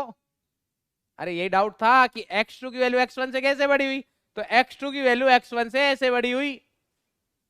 अरे ठीक है, अब इधर ध्यान सुन ले यार, क्या हो गया देखो, KH1 बाई KH2 की अगर अपन बात करें तो KH1 और KH2 के मान लो नंबर ले लेते हैं, ये 10 है, ये हमारे पास 5 है, तो K 10/5 कितना रहा हमारे पास 2, कितना आ गया 2। तो इसका मतलब ये है कि x2 बाई x1 की वैल्यू कितनी है हमारे पास 2, x2 बाई x1 की वैल्यू कितनी आ गई 2। अब ये कैसे रखा हमने, x2 बाई x1 की वैल्यू 2 कैसे रखा, क्योंकि KH1 बाई KH2 कितना है 10/5 जो कि 2 है हमारे पास, नंबर लिया है ऐसे आपको समझाने के लिए, ये 2 आ गया।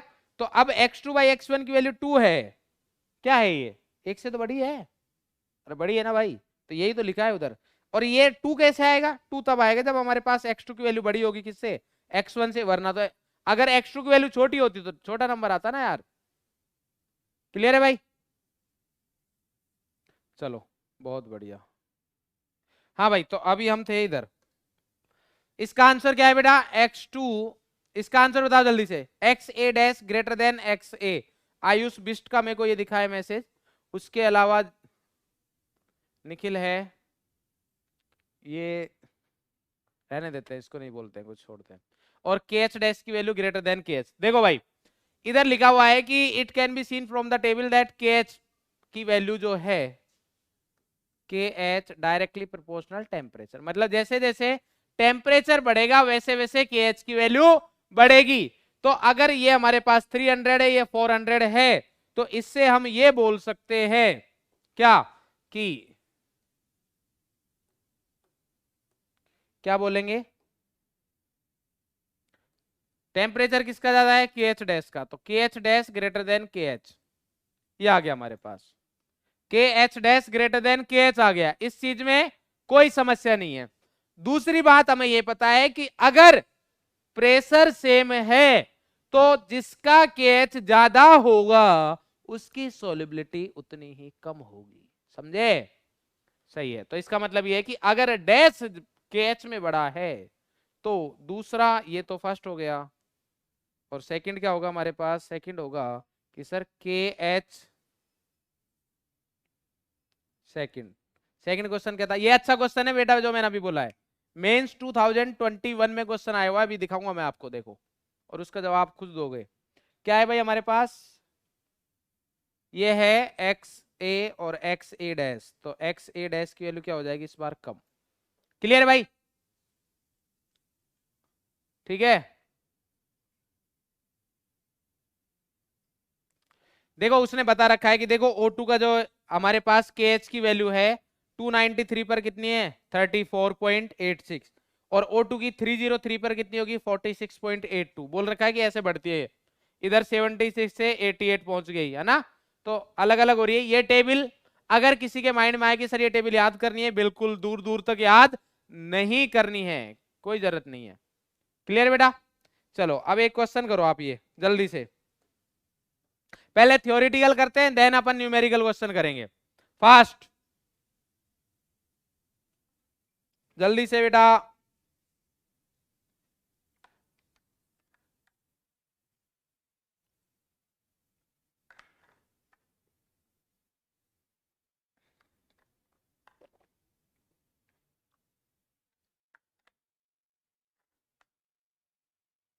मोर dissolve oxygen is found in, बोल रखा है कि ऑक्सीजन गैस किस में ज्यादा डिजोल्व होगी, बॉइलिंग वाटर में, मतलब जो टेम्परेचर 100 डिग्री है उससे ज्यादा हो, वाटर ऑफ 4 डिग्री सेंटीग्रेड जब वाटर का टेम्परेचर 4 डिग्री हो, वाटर ऑफ 80 डिग्री सेंटीग्रेड, जब वाटर का temperature 80 degree centigrade, polluted water मतलब टेम्परेचर आ गया अराउंड 30 डिग्री के आसपास, नॉर्मल टेम्परेचर। बताइए भाई,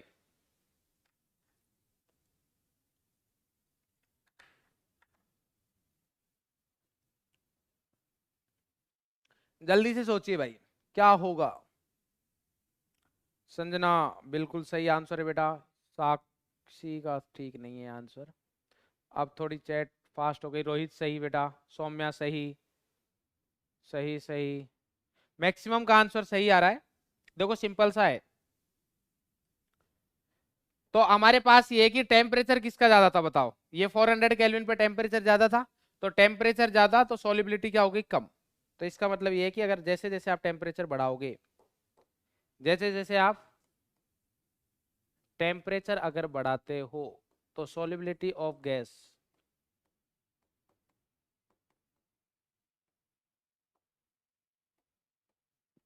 डिक्रीज होगी।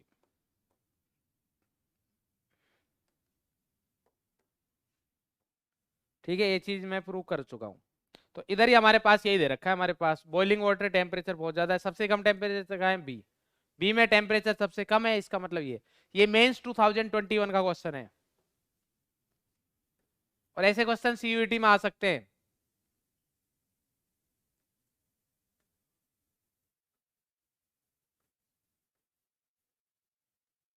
ऐसे क्वेश्चन सीयूईटी में आ सकते हैं बेटा। ठीक है, बहुत बढ़िया बहुत बढ़िया। आस्था बेटा, आर्यन बहुत सही। Why solubility of gases is increases proportional to, पता नहीं क्या लिखा था। आस्था बेटा अभी सारा एक्सप्लेन किया है पूरा सही से, है ना। अब अपन इसी में उलझे रहेंगे तो फिर आगे कैसे बढ़ेंगे। चलिए भाई न्यूमेरिकल क्वेश्चन करते हैं। If N2 gas is bubbled through water at 293 Kelvin, how many millimoles of N2 gas would dissolve 1 liter of water? Assume that N2 exerts a partial pressure of 0.987 bar, given that Henry's law constant for N2. Homework दिया जाएगा, homework दे दोगे बेटा?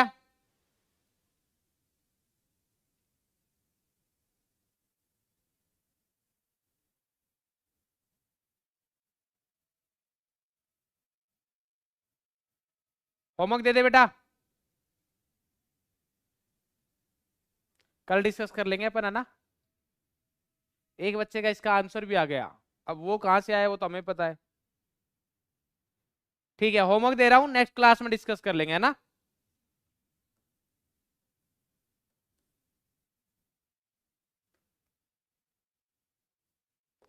Effect of temperature on solubility, तो ये तो अपन ने बात कर लिया। सॉल्युबिलिटी ऑफ गैसेस अभी बताया है, decreases with increase in temperature. क्यों? क्योंकि डिजोल्यूशन जो प्रोसेस होता है गैसेस का, वो कैसा होता है, एक्सोथर्मिक। कैसा प्रोसेस होता है बेटा, एक्सोथर्मिक। अभी एक्सप्लेन किया जस्ट, जल्दी से कॉपी कर लो,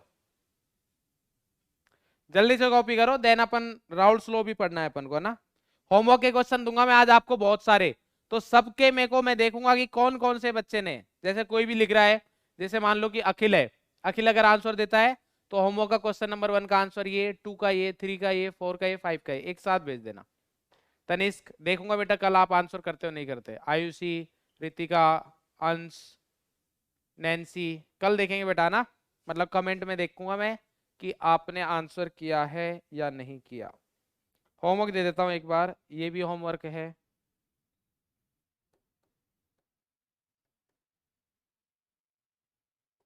नेक्स्ट आपके पास ये होमवर्क हो गया, क्योंकि आपने, मैंने देखा था कि कमेंट में है ना उधर कर रखे थे कि सर इंटेक्स वाले क्वेश्चंस कराओ, तो इसलिए मैं आपको वो सारे क्वेश्चंस करवा रहा हूं इधर ही। ये भी होमवर्क है बेटा, ये अच्छा क्वेश्चन है, ये वाला अच्छा क्वेश्चन है। आपको ये मत लिखना सर होमवर्क पिंक से ना लिखो,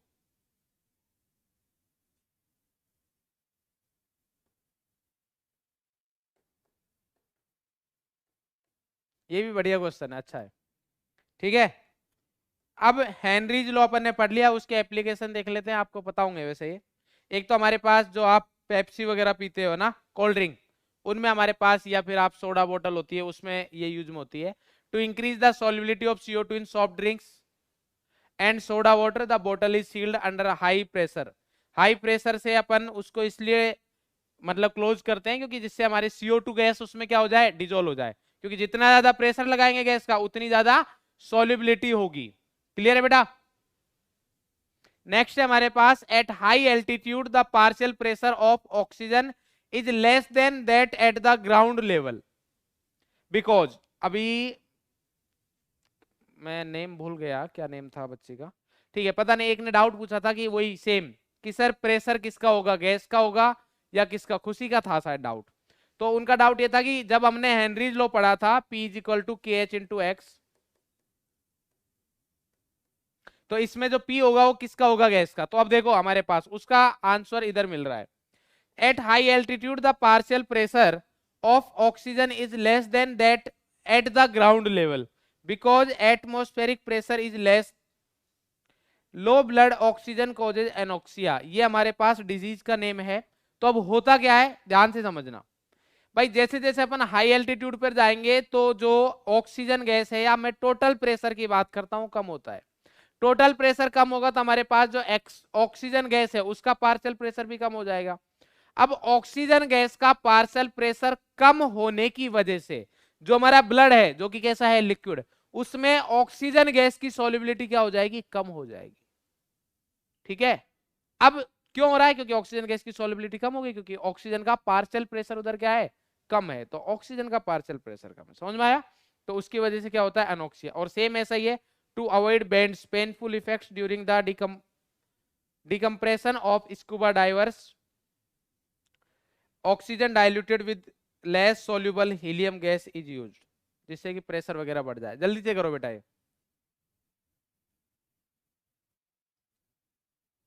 ठीक है, ये एप्लीकेशन है, देख लेना। इंपॉर्टेंट है क्या बेटा, पूछ सकता है वो, मतलब कोई भी 2 एप्लीकेशन पूछ सकता है, तो एटलीस्ट 2 तो रखना अपने दिमाग में। ठीक है? अब आते हैं अपन नेक्स्ट।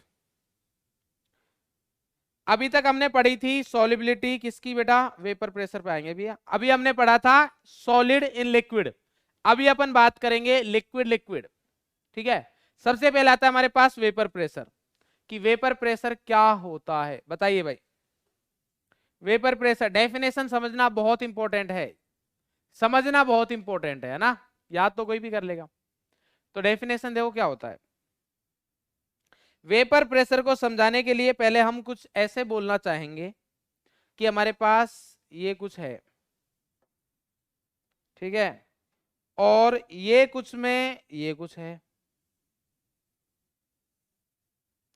ठीक है भाई, समझे कि और समझाएं? समझ गए सर? ठीक है भाई, समझ गए तो हमें अच्छा लगा। अब क्या होगा, ये लिक्विड है,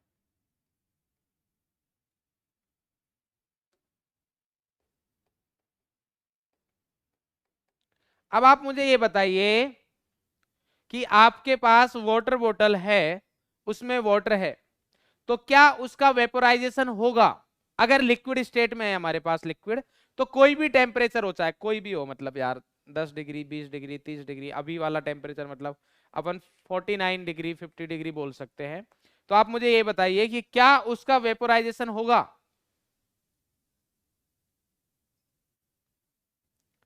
रीत कौर का डेफिनेशन है, बट बेटा ऐसे अगर आप डेफिनेशन लिखोगे तो वो सफिशिएंट नहीं है, एग्जामिनर मार्क्स नहीं देगा।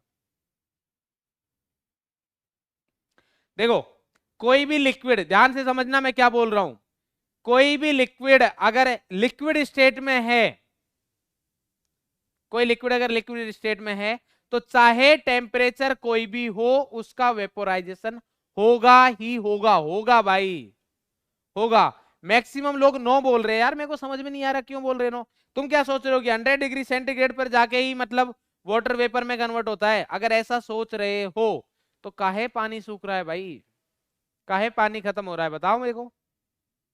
अरे फिर तो पानी 100 डिग्री सेंटीग्रेड तो टेम्परेचर हो नहीं रहा, तो काहे आप धूप में कपड़े सुखाते हो, काहे? अरे बताओ भाई, क्योंकि उधर 100 डिग्री सेंटीग्रेड टेम्परेचर तो है नहीं, और अगर 100 डिग्री सेंटीग्रेड टेम्परेचर है नहीं, तो जो पानी है कपड़ों में वो कहाँ जा रहा है भाई? कोई जादूगर नहीं आ रही है, बताओ। वेपोराइजेशन होगा, मानते हो? बिल्कुल सही। तो अब क्या होगा हमारे पास, ये लिक्विड जो है वेपर में कन्वर्ट होगा, इधर क्या होगा, वेपोराइजेशन।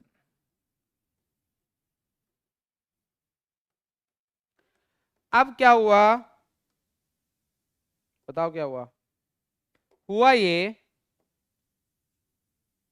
कि ये हमारे पास जो वेसल था वो ओपन है, तो इसकी वेपर जाती जाएगी जाती जाएगी जाती जाएगी, चली जाएगी, कोई दिक्कत नहीं, पूरा वेसल अपना क्या हो गया, खाली हो गया। ठीक है।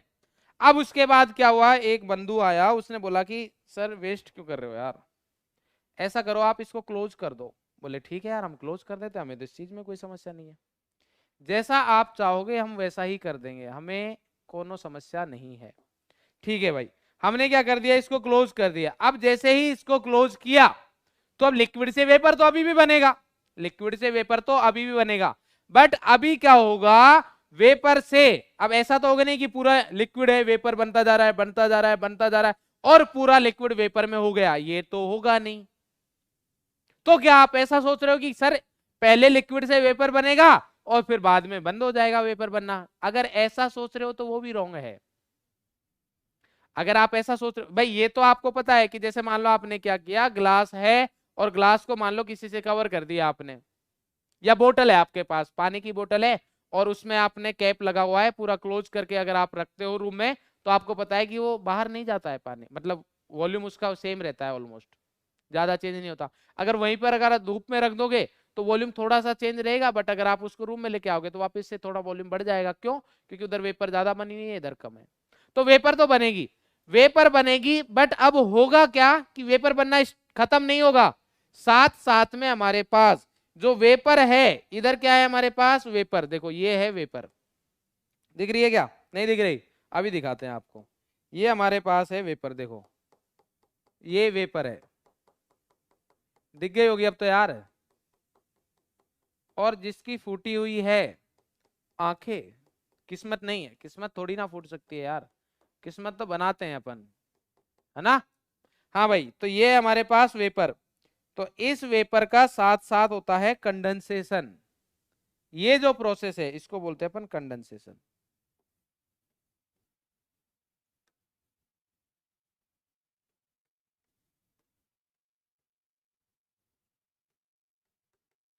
तो एक टाइम ऐसा होगा, एक टाइम ऐसा होगा कि हमारे पास इवोपरेशन है जो और कंडेंसेशन है, दोनों की रेट सेम हो जाएगी, और जैसे ही दोनों की रेट सेम होगी उसको अपन बोलते हैं इक्विलिब्रियम।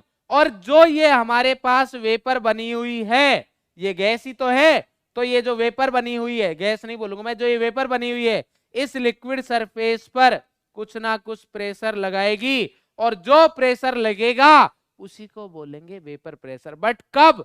At equilibrium. अगर आप इक्विलिब्रियम वर्ड यूज नहीं करोगे तो आपको मार्क्स नहीं मिलने वाले हैं और आपकी डेफिनेशन भी सही नहीं होगी। क्लियर है? तो अब आते हैं अपन डेफिनेशन पर, क्या दे रखा है, at equilibrium rate of evaporation, rate of evaporation is equal to the rate of condensation. इधर भी लिख भी रखा है, इवेपोरेशन किसका होगा, लिक्विड का, कंडेंसेशन किसका होगा, गैस का, एट कांस्टेंट टेम्परेचर। ये नहीं कि टेम्परेचर आप चेंज कर रहे हो, टेम्परेचर चेंज करोगे तो रेट ऑफ इवेपोरेशन कंडेंसेशन दोनों ही चेंज हो जाएंगी। क्लियर है? तो इसमें दे रखा है at equilibrium rate of evaporation, कि जितना लिक्विड वेपर में कन्वर्ट हो रहा है उतना ही वेपर लिक्विड में कन्वर्ट होए सेम रेट से at same temperature, constant temperature. तो उस टाइम पर जो भी वेपर है वो लिक्विड पर, लिक्विड सरफेस पर जो प्रेशर लगाएगी उसको क्या बोलते हैं, वेपर प्रेशर। वेपर का जो प्रेशर है लिक्विड पर कब, एट इक्विलिब्रियम, उसको बोलते हैं वेपर प्रेशर। अब इस डेफिनेशन में एक डाउट आया कि सर आप जो इक्विलिब्रियम वर्ड बोल रहे हो ये किसके लिए बोल रहे हो, तो इक्विलिब्रियम है इवेपोरेशन एंड कंडेंसेशन के लिए, खत्म कहानी। क्लियर है बेटा? कोई नहीं, राउल्स लॉ नहीं हो पाएगा आज, कोई दिक्कत नहीं, कल होगा, बट चीजें समझ में तो आ रही है, सबसे इंपॉर्टेंट बात, टाइम पे सिलेबस हो जाएगा आपका। At equilibrium rate of evaporation is equal to the rate of condensation at constant temperature, pressure exerted by vapour on its liquid surface at equilibrium is called vapour pressure. बात समझ में आई कि नहीं आई? Clear है? अब बात यह है कि वेपर प्रेशर किस किस पर डिपेंड करेगा। बात क्या है? बात यह है कि वेपर प्रेशर किस किस पर डिपेंड करेगा। तो उसका आंसर क्या है? उसका आंसर यह है कि सर देखो, बात बहुत सिंपल है। वेपराइजेशन की जगह इवेपोरेशन लिख दूं मैं? बताओ भाई, लिख दें? ये आधा मिटा है, आधा रह गया, क्या सीन है? ये लो, पूरा आ गया। हाँ, मैं क्या बता रहा था? हाँ, हम बात कर रहे थे कि वेपर प्रेशर किस किस पर डिपेंड करेगा। तो वेपर प्रेशर सर उस चीज पर डिपेंड करेगा कि इधर गैस कितनी है, मतलब वेपर कितनी है उस पर डिपेंड करेगा। और वेपर इधर कितनी है वो किस पर डिपेंड करेगा? वो तो सर लिक्विड पर ही डिपेंड करेगा ना, कि लिक्विड दूसरे लिक्विड को, मतलब एक लिक्विड का मॉलिक्यूल है वो दूसरे लिक्विड के मॉलिक्यूल को वेपर में जाने दे रहा है आसानी से या नहीं जाने दे रहा, पकड़ के तो नहीं रखा। बात समझ में आ रही है? तो इसका मतलब ये कि लिक्विड के नेचर पर तो डिपेंड करेगा ही करेगा कि लिक्विड इजीली वोलेटाइल है, इजीली वोलेटाइल मतलब जिसकी इजीली वेपर बने, या फिर लेस वोलेटाइल है, मोर वोलेटाइल है या लेस वोलेटाइल है। अगर मोर वोलेटाइल है तो उसका वेपर प्रेशर ज्यादा होगा, अगर लेस वोलेटाइल है तो उसका वेपर प्रेशर कम होगा। तो ये आता है हमारे पास temperature and nature of liquid. Temperature पर तो फर्क पड़े, मतलब टेम्परेचर पर तो डिपेंड करेगा ही करेगा, क्योंकि जहां कहीं भी इक्विलिब्रियम आएगा वहां टेम्परेचर आएगा। जहां कहीं भी टेम्परेचर आएगा, मतलब जहां कहीं भी इक्विलिब्रियम आएगा वहां क्या आएगा बेटा? टेम्परेचर आएगा। तो वेपर प्रेशर जो है हमारे पास टेम्परेचर पर डिपेंड करेगा, नेचर पर करेगा। Nature of liquid, vapour pressure of liquid depends on internal forces in the liquid. अगर इंटरमोलिकुलर फोर्सेज ज्यादा है, स्ट्रॉन्ग है, अगर इंटरमोलिकुलर फोर्सेज स्ट्रॉन्ग है, देखो IMF मतलब ये है कि अगर ये एक लिक्विड का मॉलिक्यूल है, ये दूसरा है, ये वेपर में जाना चाह रहा है, बट इसने इसको होल्ड करके रखा है कि भैया कहां जा रहे हो, हम नहीं जाने दे रहे। इसका मतलब ये है कि इन दो मॉलिक्यूल्स के बीच में जो IMF है वो क्या है? ज्यादा है। IMF क्या हुआ? स्ट्रॉन्ग। अगर स्ट्रॉन्ग IMF है तो वेपर नहीं बनेगी, अगर मतलब वेपर इजीली नहीं बनेगी, कम वेपर बनेगी, और जितनी कम वेपर रहेगी। दीपाली चौधरी का डाउट आया है वोलेटाइल बहुत सारे क्वेश्चन मार्क। बेटा मेरे को एक क्वेश्चन मार्क भी दिख जाता है, ठीक है, तो वो नहीं करना इधर, मतलब अभी बता देंगे आपको। वैसे मैंने बताया था दीपाली बेटा, वे वोलेटाइल वो होता है जो वेपराइज हो सके, जिसका इवेपोरेशन होता है उसको अपन बोलते हैं वोलेटाइल, और जिसका इवेपोरेशन नहीं होता है उसको बोलते हैं नॉन वोलेटाइल। क्लियर है? आई होप आपको क्लियर हो गया होगा। जैसे कि वाटर है वो हमारे पास होता है वोलेटाइल। अब आप इधर ध्यान देंगे बेटा।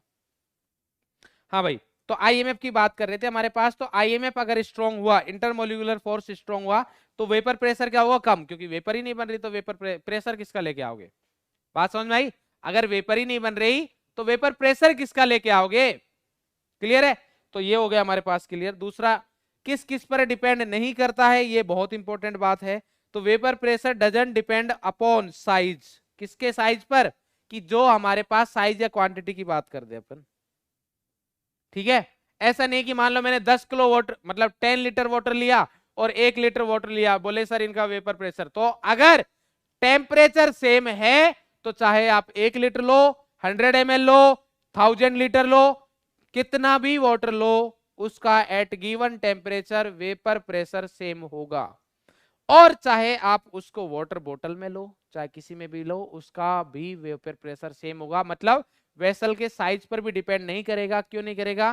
क्योंकि प्रेशर जो होता है होता है force per unit area.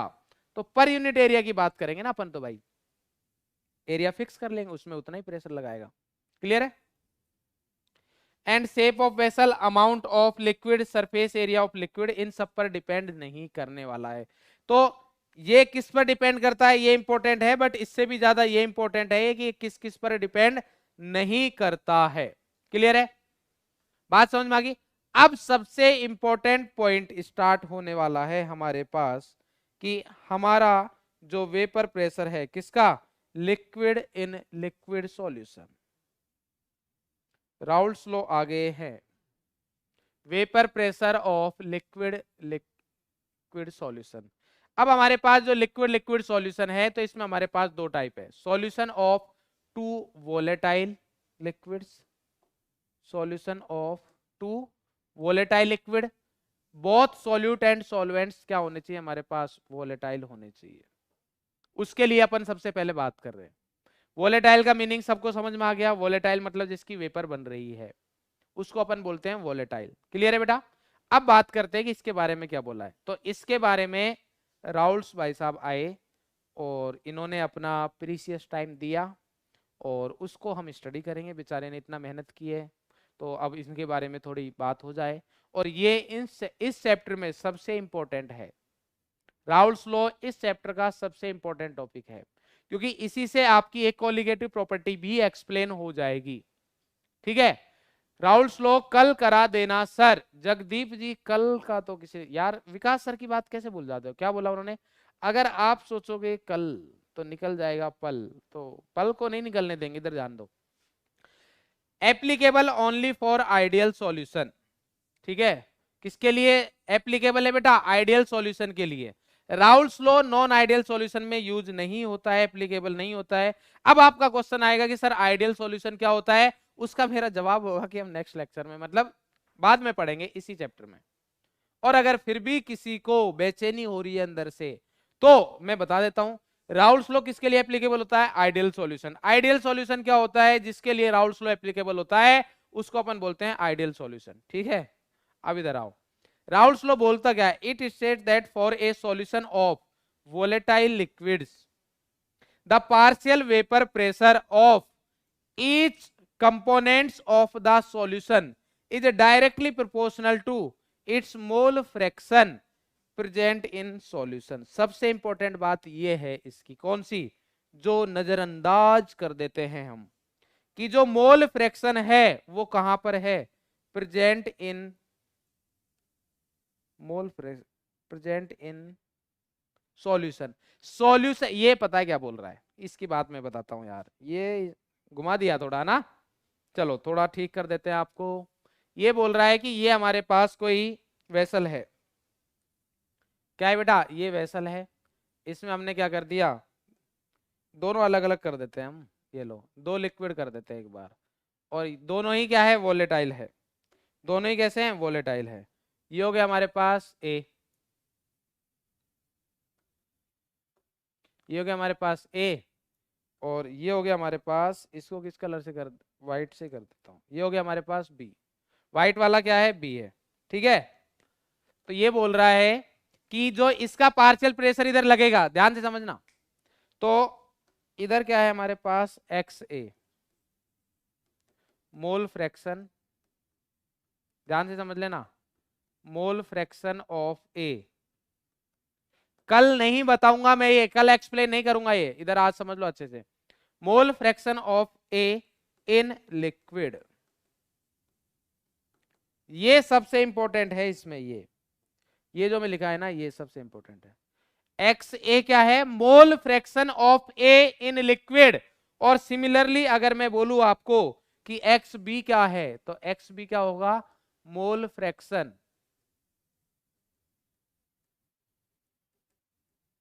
Of be in liquid. ठीक है, तो अब क्या होगा, अगर ये दो लिक्विड है और दोनों ही क्या है, वोलेटाइल, ये भी कैसा है, वोलेटाइल, और ये भी कैसा है, वोलेटाइल, दोनों ही हमारे पास वोलेटाइल लिक्विड्स है। तो अगर दोनों वोलेटाइल है मतलब दोनों की वेपर बनेगी, तो मैं दोनों की वेपर बना देता हूं। तो ऐसी वेपर बनाते हैं जो आपको दिखे, तो ये तो हो गई इस कलर की वेपर, और दूसरी हो गई हमारे पास इस कलर की वेपर। तो अब ये दोनों वेपर है तो अपना अपना प्रेशर लगाएंगी भाई। अगर ये ग्रीन वाली है ए, तो ए का वेपर है वो कुछ प्रेशर लगाएगी, बी है वो भी कुछ प्रेशर लगाएगी। तो उसने यही बोला है कि जो आप पी ए के बारे में बात कर रहे हो ना, जो पी ए के, ये क्या हो गया भाई, जो पी ए के बारे में बात कर रहे हो, पी ए, वो डायरेक्टली प्रोपोर्शनल होगा एक्स ए के। सिमिलरली पी बी होगा, वो भी डायरेक्टली प्रोपोर्शनल होगा एक्स बी के। ये बोल रहा है राउल्ट्स लॉ। बात समझे कि और समझाए? क्लियर है भाई? पी ए डायरेक्टली प्रोपोर्शनल होगा एक्स ए के और पी बी डायरेक्टली प्रोपोर्शनल होगा एक्स बी के। और अगर प्रोपोर्शनल कांस्टेंट आप हटाओगे तो P A is equal to P A naught X A आएगा। क्या आएगा बेटा? P A naught X A आएगा। अब इसमें सारी चीजें अच्छे से समझ लेना, मैं बता देता हूं, ये चीजें बहुत इंपॉर्टेंट है, इसका मीनिंग समझना बहुत इंपॉर्टेंट है। मीनिंग बहुत इंपॉर्टेंट है भैया, अगर आप इनका मीनिंग नहीं समझोगे तो फिर कहानी खत्म है। कहानी क्या है? खत्म है भाई। देखो पी ए क्या है? पी ए तो हमने बता दिया सर, इसका पार्शियल वेपर प्रेशर है। तो देखो P A partial vapour pressure of component A. X A क्या है? Mole fraction of A in liquid solution. सबसे इंपॉर्टेंट बात यह है कि ये पी ए नोट क्या है। तो पी ए नोट मैं बताता हूं, हमारे पास ये हमारे पास वेसल लिया मैंने। क्या लिया भाई? वेसल। ध्यान से समझना, ये हमने वेसल ले लिया और इसमें हम ए को डुबो देते हैं भाई। मतलब ए, ये कलर का है, चेंज हो गया बे। तो ये हमारे पास आ गया ए, ओनली ए है इसमें, ओनली ए प्रेजेंट। तो इस टाइम जब हमारे पास सॉल्यूशन में, ध्यान से समझना, हमारे पास कोई वेसल है और उसमें हमारे पास ओनली ए प्रेजेंट है, ए के अलावा कुछ प्रेजेंट नहीं है। बात समझ में आ रही है? सब तरफ ए ही है, लिक्विड में भी ए है, वेपर में भी ए है, सब जगह ए है। उस टाइम जो हमारे पास ये वेपर है इसकी ए की, तो उस टाइम इसका जो प्रेशर रहेगा, वेपर प्रेशर जो रहेगा, उसको हम बोलेंगे पी ए नोट। बात समझ में आई? तो vapour pressure of pure component ए, ये प्योर ही तो है भैया, और कोई मिक्स नहीं है, मिक्स फीलिंग नहीं है इधर, है ना, कि ये नहीं तो ये सही, ये नहीं तो ये सही, ऑप्शंस नहीं है। जैसे आप लोग किसी के ऑप्शन हो, अभी आपको पता नहीं है बट आप हो, समझ रहे हो? आप हो बट आपको पता नहीं है, बट ये ऐसा नहीं करते। ये क्या है? पी ए नोट जहां पर लग गया वहां क्या है? Pure vapour pressure of pure component ए। तो अगर हमारे पास सॉल्यूशन में ओनली ए प्रेजेंट है तो उसको अपन बोल, उस टाइम जो हमारे पास वेपर प्रेशर लगाएगी उसको बोलेंगे पी ए नोट।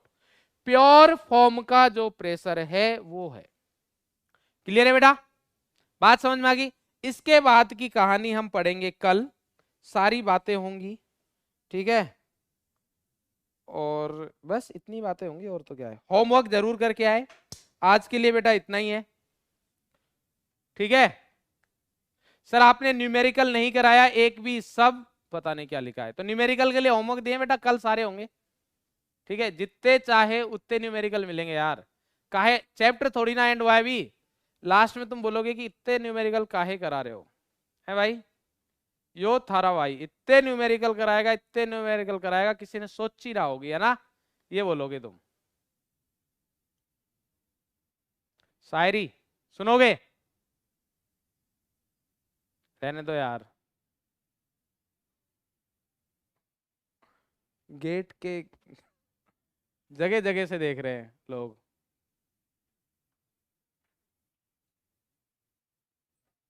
ठीक है भाई, रुको सुनाते हैं, देखता हूं है या नहीं है।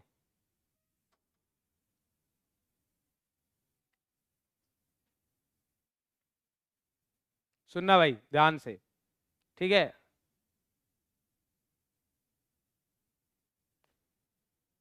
दिल को सबके लिए पत्थर बना के रखा है, दिल को सबके लिए पत्थर बना के रखा है, मतलब मैकेनिकल का होगा कोई ना कोई, ठीक है? ध्यान से सुनना, फिर से होगा या होगी, ध्यान से। दिल को सबके लिए पत्थर बना के रखा है, बस मेरी याद को जेवर बना के रखा है, बस मेरी याद को जेवर बना के रखा है, जिसको तुम लड़की समझते हो जादूगरनी है, जिसको तुम लड़की समझते हो जादूगरनी है, जाने कितनों को कबूतर बना के रखा है। ठीक है भाई? तो कबूतर नहीं बनना है, अच्छे से पढ़ाई करनी है, जो भी होमवर्क दिए बेटा वो जरूर करके आए, ठीक है। कमेंट करें बेटा, जिससे मैं देखूंगा कि कितने लोगों के आंसर सही से आ रहे हैं। एंड मोस्ट इंपॉर्टेंट थिंग ये है कि आंसर्स कहीं से भी सॉल्यूशन वगैरह ना देखे, सॉल्यूशन कोई नहीं देखेगा, क्योंकि अगर सॉल्यूशन देख के आप कमेंट कर रहे हो तो कोई फायदा नहीं है। मतलब अगर आपका रॉन्ग आंसर आ रहा है, आप वो कमेंट कर रहे हो, तो वो मेरे को ज्यादा सही लगेगा कंपेयर टू आप अगर कहीं से सॉल्यूशन देख के आंसर टाइप कर रहे हो, कोई फायदा नहीं है उसका। अगर आप सही से सॉल्यूशन टाइप करोगे तो मेरे को पता तो लगेगा कितने लोगों के सही आंसर आ रहे हैं, कितने के नहीं आ रहे। तो सभी लोग सही से आंसर्स जो भी आपका आ रहा है वो करे। अगर कोई क्वेश्चन नहीं हुआ तो वो लिख भी दे कि सर सॉल्व नहीं हुआ, उसी के अकॉर्डिंग मैं आपको एक्सप्लेन करूंगा। तो ऑल द वेरी बेस्ट, तब तक के लिए हंसते रहे, मुस्कुराते रहे, स्वस्थ रहे। Thank you.